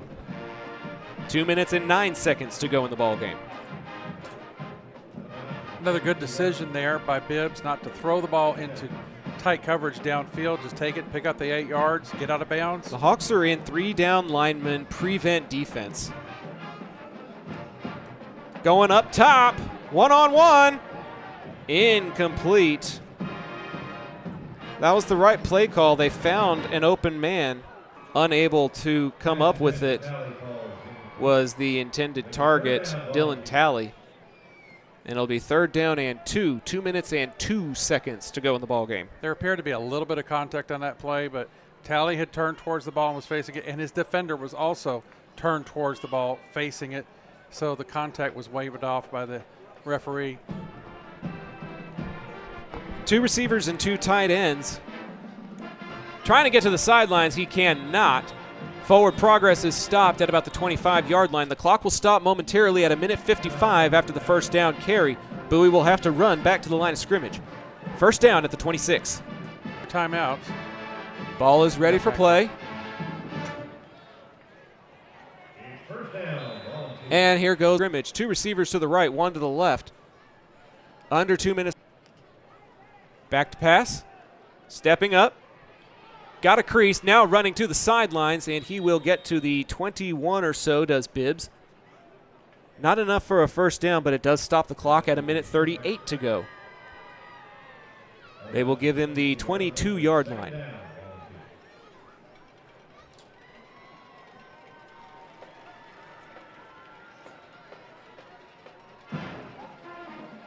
Bowie continuing to fight to the very last second.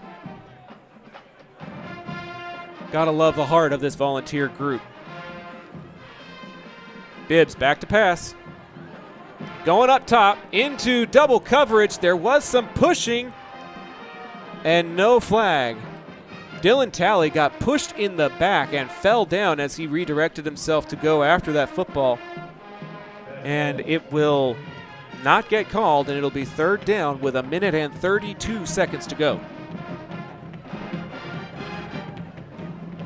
A turnover on downs essentially ends it since Bowie does not have enough timeouts to stop the clock with under 2 minutes to go. Yeah, so there's 2 plays here to get these 6 yards. Or put it in the end zone. 3 receivers in a triangle to the open side of the field. 1 receiver to the left. They're looking to that right-hand side. Throwing across the middle. It's caught at the 10. Inside the 10. Dragging a defender. Touchdown, Volunteers! Kedrick Osunde Brown, the fourth quarter hero, punches it in for 6. And with 1:25, Bowie does not want to go home yet.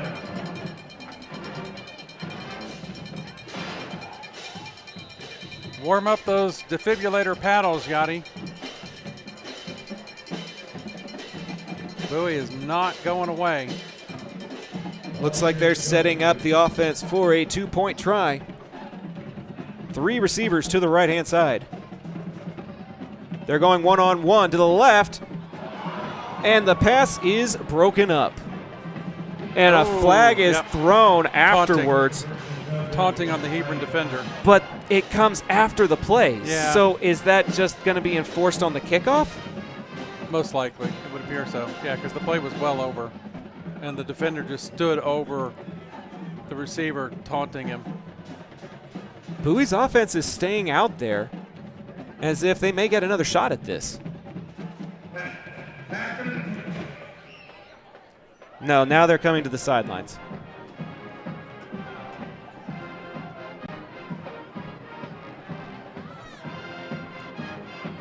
So the taunting by the Hebron defender will result in 15 yards in favor of Bowie, which means... Unsportsmanlike conduct on the defense, number 0.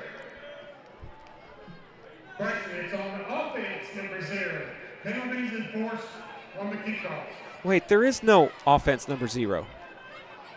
No, he was a mistake. Okello is who we've got wearing number 0. We have a number 8 in the form of Dylan Talley. But he's just mistaken because from what we were seeing, the taunting was clearly. Yeah, there we go. Gabriel White was clearly the one doing the taunting for Hebron. I thought he had already been called for an unsportsmanlike. I guess not. Much like technical fouls in basketball, if you are flagged for 2 of them, you are disqualified from the ball game. This will put the ball in plus territory at the 45-yard line. For Bowie to have any hope of continuing this wild fourth quarter, they need to recover this onside kick. If they get it, it'll be at least at the 35-yard line, which is more than enough territory for them to make something happen. But I don't say this lightly when Bowie's season rests on this onside kick. Espindola on the approach. Onside kick is fielded by Hebron at the 26-yard line. 1 second comes off the clock. 1:24 to go. And that very well may do it here in Grapevine. Hebron with the recovery, and the Hawks are just 84 seconds away from their 8th win of the year and a rematch with Southlake Carroll in the regional semifinals. You mentioned Southlake Carroll. They had quite a back and forth, thrilling game out at Abilene Christian University against Friendship. Carroll coming out on top 49-42 in that ball game. They're going to pass on first down and get the first down completion near the 40-yard line. Receiver is run out of bounds. That's number 4, Sheldon Armour, with the catch at the 39. A minute 19 to go. I don't understand that play call. 2 to the right, 1 to the left. Now Hebron will hand it off up the middle near midfield. Across midfield, Bowie was playing the strip, but holding on to it was Asen McCray-Jones.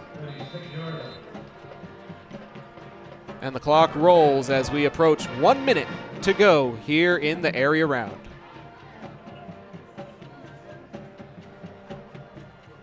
Fans, a reminder to stay tuned for the post-game show presented by John Wade Roofing after this game is over. We'll have some stats from the Dallas Morning News, as well as some final thoughts on this ball game and on Bowie's season. What a season it has been, coming in with a screen pass incomplete with 39 seconds to go. I don't understand this play call. Clock stops with 39 seconds.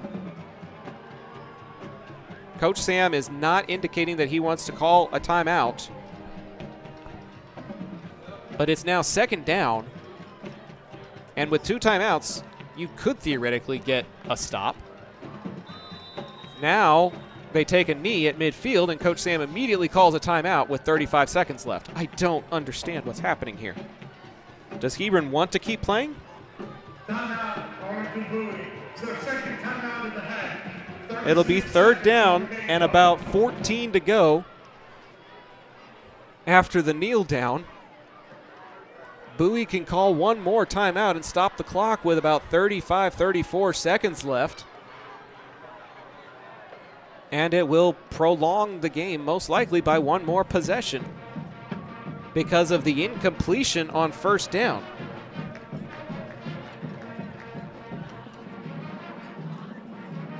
Ken Costello in the chat. Bowie has had a fantastic season, and Zach, so have you and your dad. Thanks for letting me ride along. Thank you for being a part of this awesome ride, sir, and thank you to all the Bowie faithful that are getting coverage of the Volunteers from Zach Arnold Productions. It's been fun to be with Bowie since that first scrimmage where we went out and met the kids and the coaches all the way to this area round playoff. They've had a great season this year. 2 to the left and 1 to the right. They'll hand it off, and McCray-Jones will get stopped behind the line. Coach Sam will call his final timeout at the 48-yard line with 31 seconds left. Bowie wants to play every possible second. This game is out of hand. Statistically speaking, there's just not enough time on the clock for Bowie to finish this incredible fourth quarter that they've had. I hate to borrow from the Texas A&M Aggies, but Bowie just ran out of time. Yeah, they've had a great run here after those first 3 games.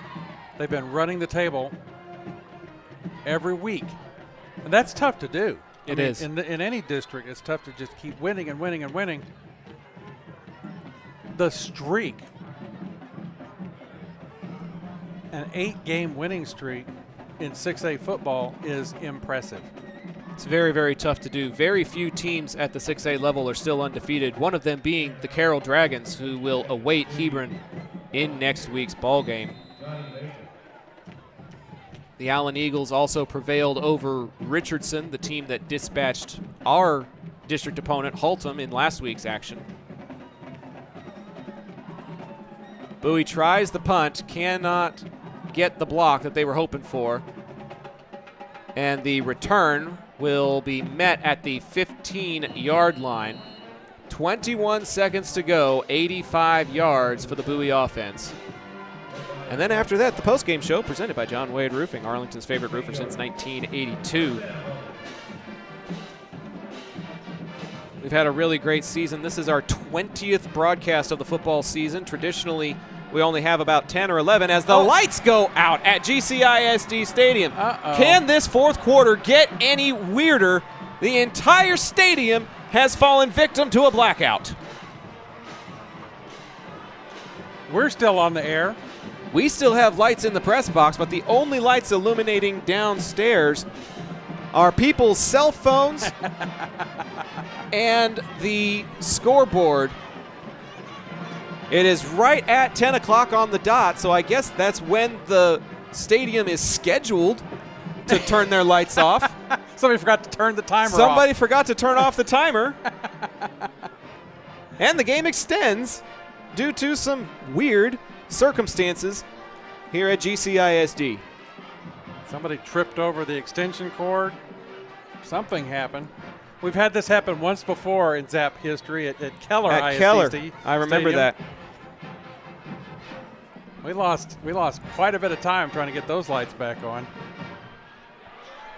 How funny. It's kind of cool to see the cell phone lights on the far side. 21 seconds remain in this ball game. Hebron with a 51-35 lead. And Pops, you have to wonder if just one or two things had gone differently in this second half. If you avoid the pick six and that promising drive that Bowie had to the third quarter had gone for a touchdown instead of a pick six, Bowie is a few points closer. Yeah. They have a little bit more momentum, and who knows how this second half could have turned out. I know that it's not super professional to do a whole bunch of what ifs, but you just sometimes wonder if one or two things had gone differently. The two biggest plays in the game, the hit on Trey Nichols and the pick six. Yeah. If those two plays don't happen in this football game, it is a completely different outcome. Very different outcome on the scoreboard at this point in the game with Bowie still with the ball, still pushing, still trying hard. I'll say one thing about Bowie's discipline also. They have been out penalized by Hebron quite a bit tonight. That is true. They've shown some good discipline on the ball field. Coach Sam really has this team paying attention to the details. The fundamentals of football are going well for the Volunteers right now, and that's just a culture that Coach Sam is trying to build here at Bowie High School. We saw that, when you're in the middle of a scrimmage, the first time the team actually gets out there in scrimmages, and you're in the middle of it, and you hear the coaches talking to the boys, you hear them encouraging them to be disciplined, and you see even when the scrimmage was undisciplined, there were team consequences. There were team learning opportunities. Learning opportunities, yes. Coachable moments. Yes, that's it. But one thing that I noticed was even after the scrimmage was done, the players were not allowed to turn off their focus or turn off their attention. There's always those after scrimmage, after game meetings, a huddle around your coach. And if somebody so much as took their eyes off of Coach Sam when he was talking, he would notice, and they would have to do 5 up downs in place. Yeah. And it's not like hounding your kids, but it's a nice reminder that you need to be locked in for every down, every play, every moment that you're on that football field, you're making the most of it. And I see that in this Bowie team here in the fourth quarter. The way that they are continuously going after the ball, the way they are trying to make plays, they are scrambling for the sidelines to give themselves one extra play, one extra down. That is the culture that Coach Sam has built here, and it's only going to improve as we move forward.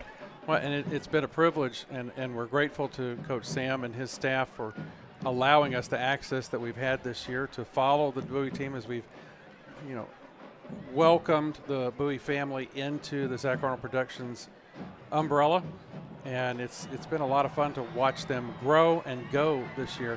I mean, if you've got to be honest, after those first 3 games, we were shaking our heads. Yeah. Going, my, oh, my. And then, my, oh, my, did they turn it around. I mean, it's just been an amazing process to watch. And even when we've gone head-to-head with some of the other teams we follow. I mean, when Bowie played Sam, when Bowie played Arlington, made it the Arlington ISD Game of the Week. Yep. And so we've seen a lot of Bowie football this year, and it has been relentless since that third game of the season. It's turned into a party here at GCISD as the lights have still not found their way back on. While we have the time, I'm going to try to give a shout out to every senior that is on the roster, because this is a group of seniors that have been playing all 4 years under Coach Sam's scheme. This is his 4th year as the head man at Bowie, and this is the senior class that has been changing the culture.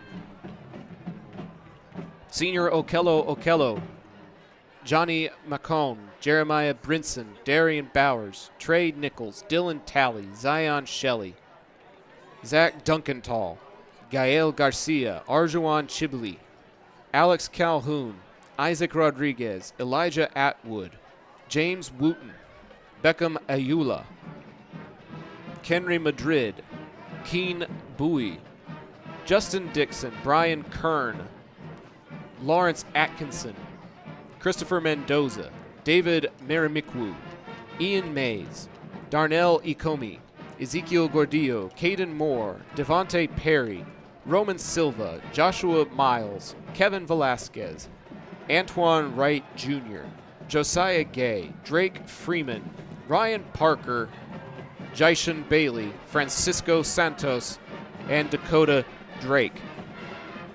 Thank you, class of 2025, for what you have done for Bowie football here in this 2024 season. First district championship since 2012. First area round appearance since 2018. This is what they metaphorically call gold ball season. And they did win a gold ball in their by-district win against Jesuit in front of a home crowd at Wildman Field. And it might be notable that they were the only team that won their by-district game out of 7-6A. They were. So kudos to these volunteers for taking it to the next level. Yep. Why don't we recap some of the other games we've been watching tonight? By all means. We have mentioned that South Lake Carroll is going to play in the next round against these Hebron Hawks, most likely. They had a back-and-forth affair out at Abilene Christian University against the Friendship Tigers. We've watched Friendship. We are familiar with their high school from the baseball tournaments that we've called. We have. But South Lake Carroll, in a back-and-forth affair all night, we were watching this score change, finally ended up prevailing by a score of 49-42 over Friendship. So they'll have a nice ride back to town from the Abilene stadium they played in tonight. Yeah, they'll get in late, but starting the game at 6 o'clock gives you the opportunity to make that 3-ish hour drive back to the Metroplex.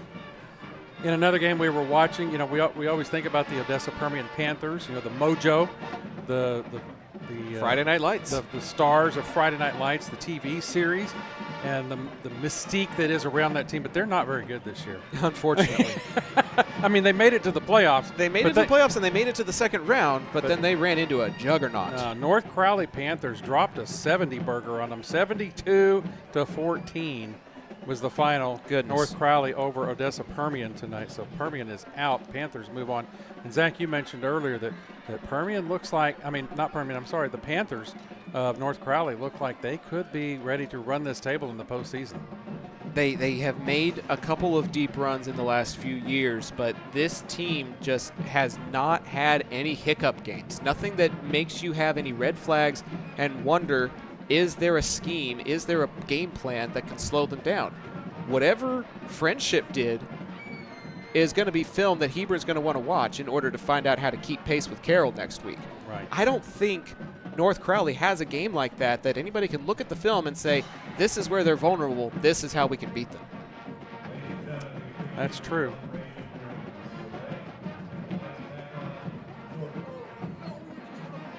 Listening to the stadium announcer update us on the situation. There wasn't much of an update. No, he just said stay in the stands and be patient. Another game we were keeping an eye on, the Lake Highlands Wildcats 10, Coppell Cowboys 38 tonight as the Cowboys from Coppell advance. I used to teach at Coppell High School once upon a time. 12-0 on the year. They are having a heck of a season as well. Coppell was one of those teams that Bowie played in the preseason. Yep. That started this road for the Bowie Volunteers. And so we're running out of things to report on and talk about in general. We don't have any football action. This is almost our post-game show without actually mentioning our post-game sponsor, because we still got 21 seconds left on the clock. But we might as well go ahead and talk about John Wade Roofing. They took care of my house's roof when I was still living in a house. I've recently moved into an apartment, but when my house that I was living in needed a roof, John Wade Roofing took care of it for us. They also took care of some soffit repair. They also do some remodels and renovations, painting, solar installation, and so much more. John Sr. played for Arlington High School and was their team MVP in 1976. He also played for TCU and UTA football, earning all conference and conference champion honors. After a stint with the Houston Oilers, he started roofing in 1982 and never looked back. His legacy on the gridiron is now matched by the legacy that his company has built in the community for over 40 years. The next time you have roofing needs, gutters, painting, solar, or more, call the family that does more at 817-265-5520.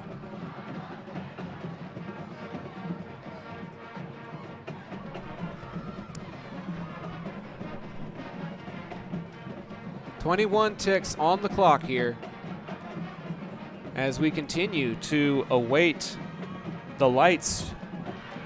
They went off at exactly 10 sharp. We're approaching 10:12. I wonder maybe somebody forgot to pay the electric bill. If that's the case, we wouldn't have power. 20 minutes, they Another said. 20 minutes.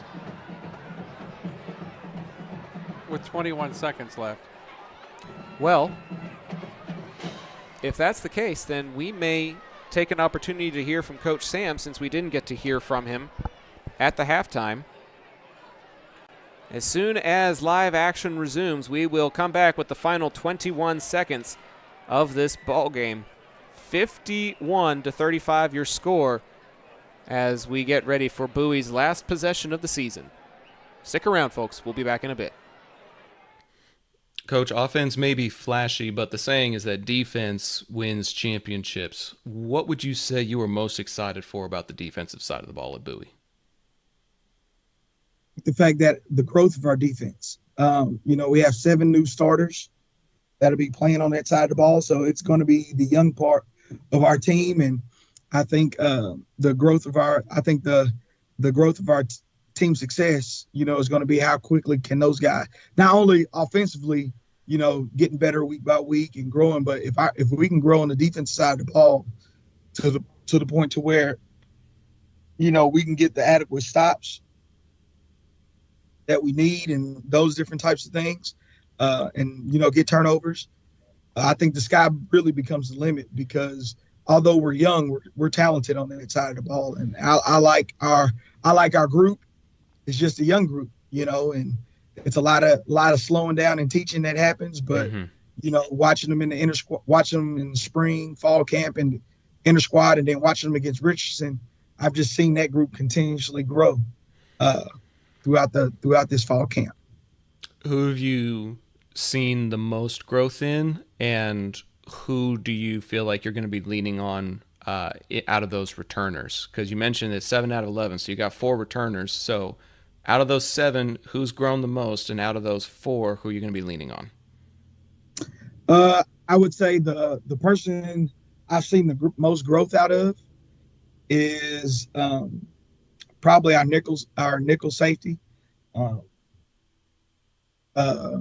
Isaac Rodriguez and Elijah Atwood. They're two guys that they were safeties, and we had, after the spring ball, we had a need at the nickel safety position in our 4-2-5 defense, and we took both of those guys. They're rotating that safety some, those things, but just seeing that, how they just embraced the position and they're playing it at the level that they're playing it at, and how quickly they picked it up.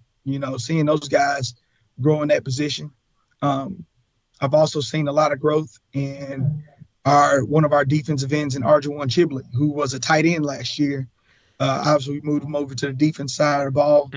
And, just seeing him starting to catch on to the schemes and and those different types of things. But defensively, it really starts with, the 4 returners are our 4 leaders as well. And Okello, Jeremiah, D lineman, Okello, linebacker, Jeremiah Brinson, linebacker, Galatians Paya-Gofia, and safety Kevin Baines. Those 4 guys have actually played in varsity games last year. Right. So, Brinson Paya-Gofia and Okello played in all 11 games last year. So, they do a lot of talking to the guys on the sideline, trying to coach them up and those different types of things. And I think that's kind of contributed to the growth of our defense too, because, it's nothing for those guys to pull guys to the side, try to help them out. Some defenses can be risk takers. Some schemes are just trying to keep things in front of them. Others are seeking turnover opportunities. What type of philosophy do you want your team to have this year defensively? Defensively, I think in today's football, very gone are the days are you can just hold people to 7 points or 14 points because offenses have gotten really good. Sorry to cut this short, folks, but the lights came back on sooner than what was originally advertised, and the final 21 seconds are set to go here in Grapevine.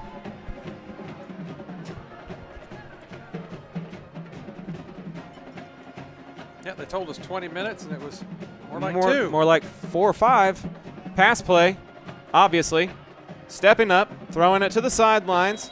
It's caught, and it's out of bounds with about 15 seconds to go across the 25 to the 27.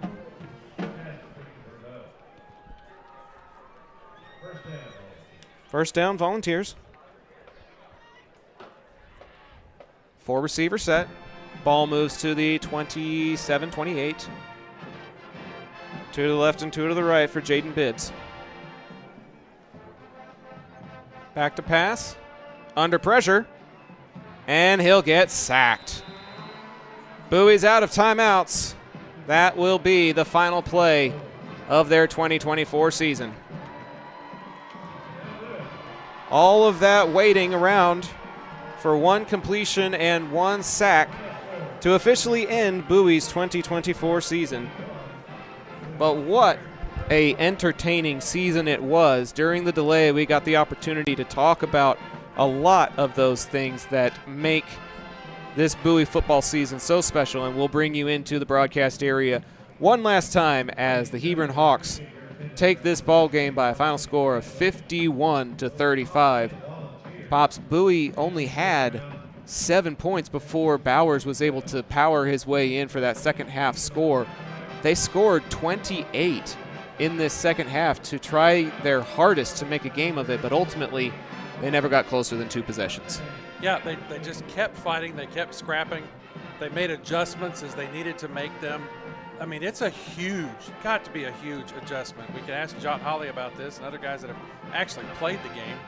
I was in the marching band. I didn't play on the field. I played basketball. Yeah, but it had to be a great adjustment to lose your star, to lose your starting quarterback. I know it's a team effort, but when you've got an emotional leader, an athletic leader like Nichols that goes down to an injury, it just totally throws your game plan out the window.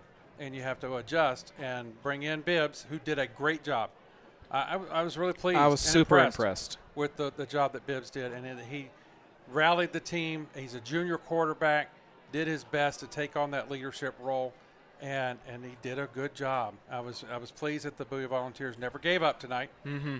And that bodes well for next year. I know it's never fun to talk about next year.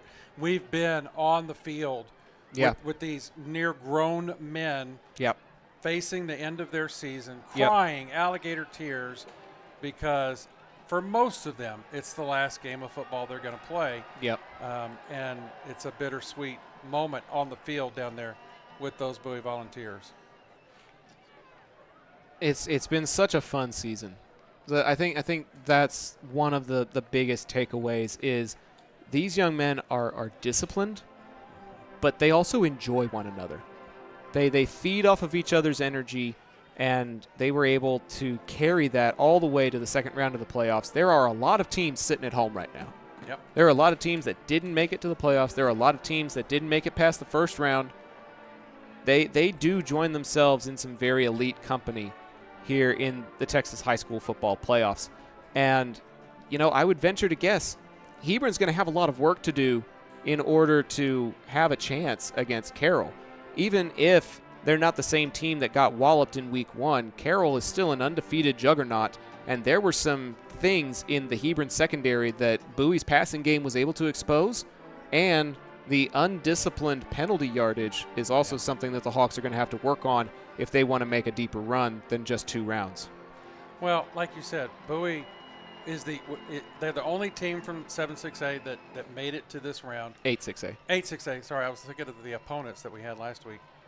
And they're the only team that represented Arlington, the city of Arlington, in this second round. Yep. And so there's a lot to be proud of from the orange and blue of the Bowie Volunteers tonight. The final stats don't seem to indicate a blowout, and that's a big indication of the huge rally that Bowie was able to make, scoring 21 points in the fourth quarter, a total of 28 in the second half. Hebron's total yardage, according to the Dallas Morning News, 470, Bowie's 443. But Hebron also amassed over 100 yards in penalties. And the other thing worth noting, 3 turnovers to just 1 for Bowie. And 2 of those 3 turnovers, the same play, were taken back for scores. If you eliminate the scoop and score and you eliminate the pick 6, it's a 1-to-1 turnover margin and a completely different ball game. Well, you add 14 points to that 35, it's 49-51. Mm-hmm. And that's a whole different ball game. You're playing for a game-winning field goal at that point. Yeah. So there's definitely a lot that coulda, woulda, shoulda. Yeah. But as you mentioned, Bibbs comes in relief of Trey Nichols and throws for 231 yards and 3 scores on 66% completion percentage. Like, he did everything within his physical power to keep his team in it. Bowers rushed for 157 yards tonight, which, by my calculations, should put him over the 2,000 rushing yard mark for the season. He had 1,943 coming into the game. So a 2,000-yard rushing season for Darian Bowers. That is also nothing to sneeze at. Kedrick Osunde-Brown with 90 yards and 2 scores. Burdow with 87 yards and a score. Talley with 45 yards and a score. There was a lot of even distribution in the passing game.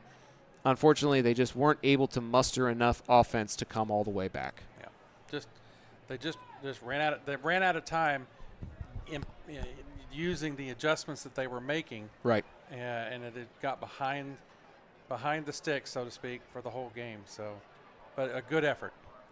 Proud of this team, and I'm glad to have them now a part of the Zach Arnold Productions family. It's interesting that you mentioned that. That's a good segue to talk about Zach Arnold Productions for a brief moment before we let everybody go for the night. This was our first year covering 3 schools in Arlington ISD. We had to expand our equipment. We had to expand our media availability. We had to expand our graphics game. We had to hire more staff in the form of Tim Costello and Jod Holly. Mom the Voice stepped up as Mom the producer for several games, but was also on a headset for one game that I wasn't able to be a part of. And so it's been a huge collective effort.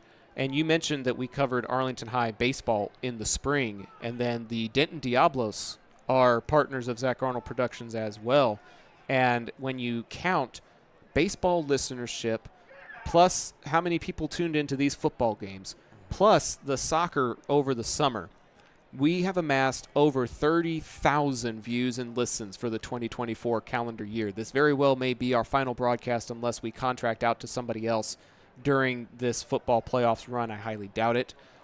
We primarily stick to Arlington ISD. That's where our heart is. That's where our love for the community is.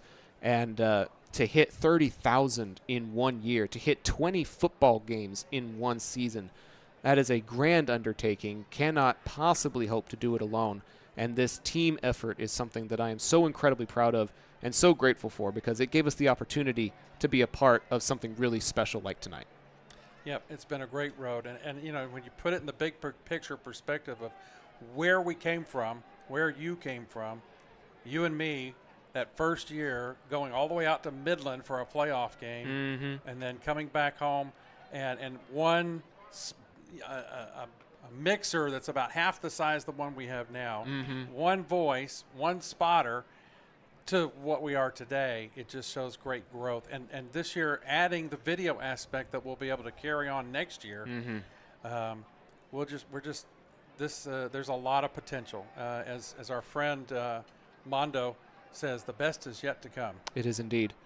But this was a truly great 2024 season for the Bowie Vols and for Zach Arnold Productions, and also for some wonderful partners that we have in the forms of people like John Wade Roofing, Chapman Cornelius Insurance Services, Romy Pools, Taqueria Taco Express, Pecan Park Dental joining us this season. We have some wonderful, wonderful partners. Jambo's Barbecue joined us this year and tempted us all game. The Revamped Football League, which is a online group on Discord that you play NCAA 25 and compete against other really great opponents. The IPC podcast, the PDA advocacy group, longtime partners with what we do here. There's just been so many amazing calls and moments that these people chose to invest in what we do. Local legends figures, also a part of that fun.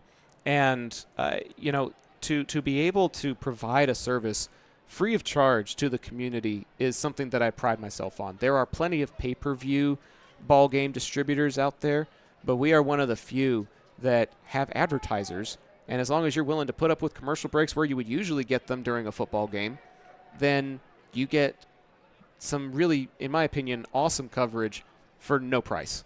And that is a really cool way to serve the community while also getting to pay for all of this equipment and being able to pay for the broadcasters and everything like that. So thank you to our sponsors. Thank you to our community for showing out. If you appreciated what we did this season, please consider a Venmo tip to the username @ZachTheVoice. All of it will go to our broadcast talent. It won't be kept here with me. We'll redistribute it to our broadcasters to let them know how much we appreciate the effort. But, man, what a fun 2024 year it's been. So looking forward to 2025. We're going to be back with Arlington High baseball. Maybe we'll do some games of the week now that we've got the equipment for it and the broadcasters for it. So we may try to cover some other teams in the spring as well. We are already making plans for what's going to happen a couple of months from now. This may be the end of 2024, but it is not the end of what we've got planned for what's next. Yeah, I'm already ready for some reservations for some baseball tournament action down in Central Texas. So the beat goes on. It does indeed. The beat goes on. And, we wish everybody that's been a part of this, as we head into Thanksgiving week, be thankful for all that you have and your family and this great country. And then we head straight into a Christmas season. So there's just a lot of excitement and gratefulness and thankfulness. I know I'm grateful for you and the time we get to spend together. And we just look forward to continuing these great traditions we've started with Zach Arnold Productions. I don't want to say goodbye, but eventually we have to. Gotta sign off sometime. They're gonna kick us out of the stadium. They'll turn the lights off. Or turn the lights off like they did last week. Thank you all so much for supporting local businesses and local broadcasts in this 2024 season. But for everybody that has been a part of Zach Arnold Productions, from Joe Scanlon, who we wish the very best, he is fighting for his life in a recovery from a very severe condition. He helped us out producing and calling games this year. So our prayers are with him and his family. For Tim Costello, who helped us out this year. For Jot Holly. For Mom, the producer, Mom, the voice, who's hanging out in the corner over here. For my pops, Doug, I'm Zach Arnold. Thanking you for tuning in to Zach Arnold Productions. But until next time, a hearty and heartfelt good night to you in Arlington, Texas.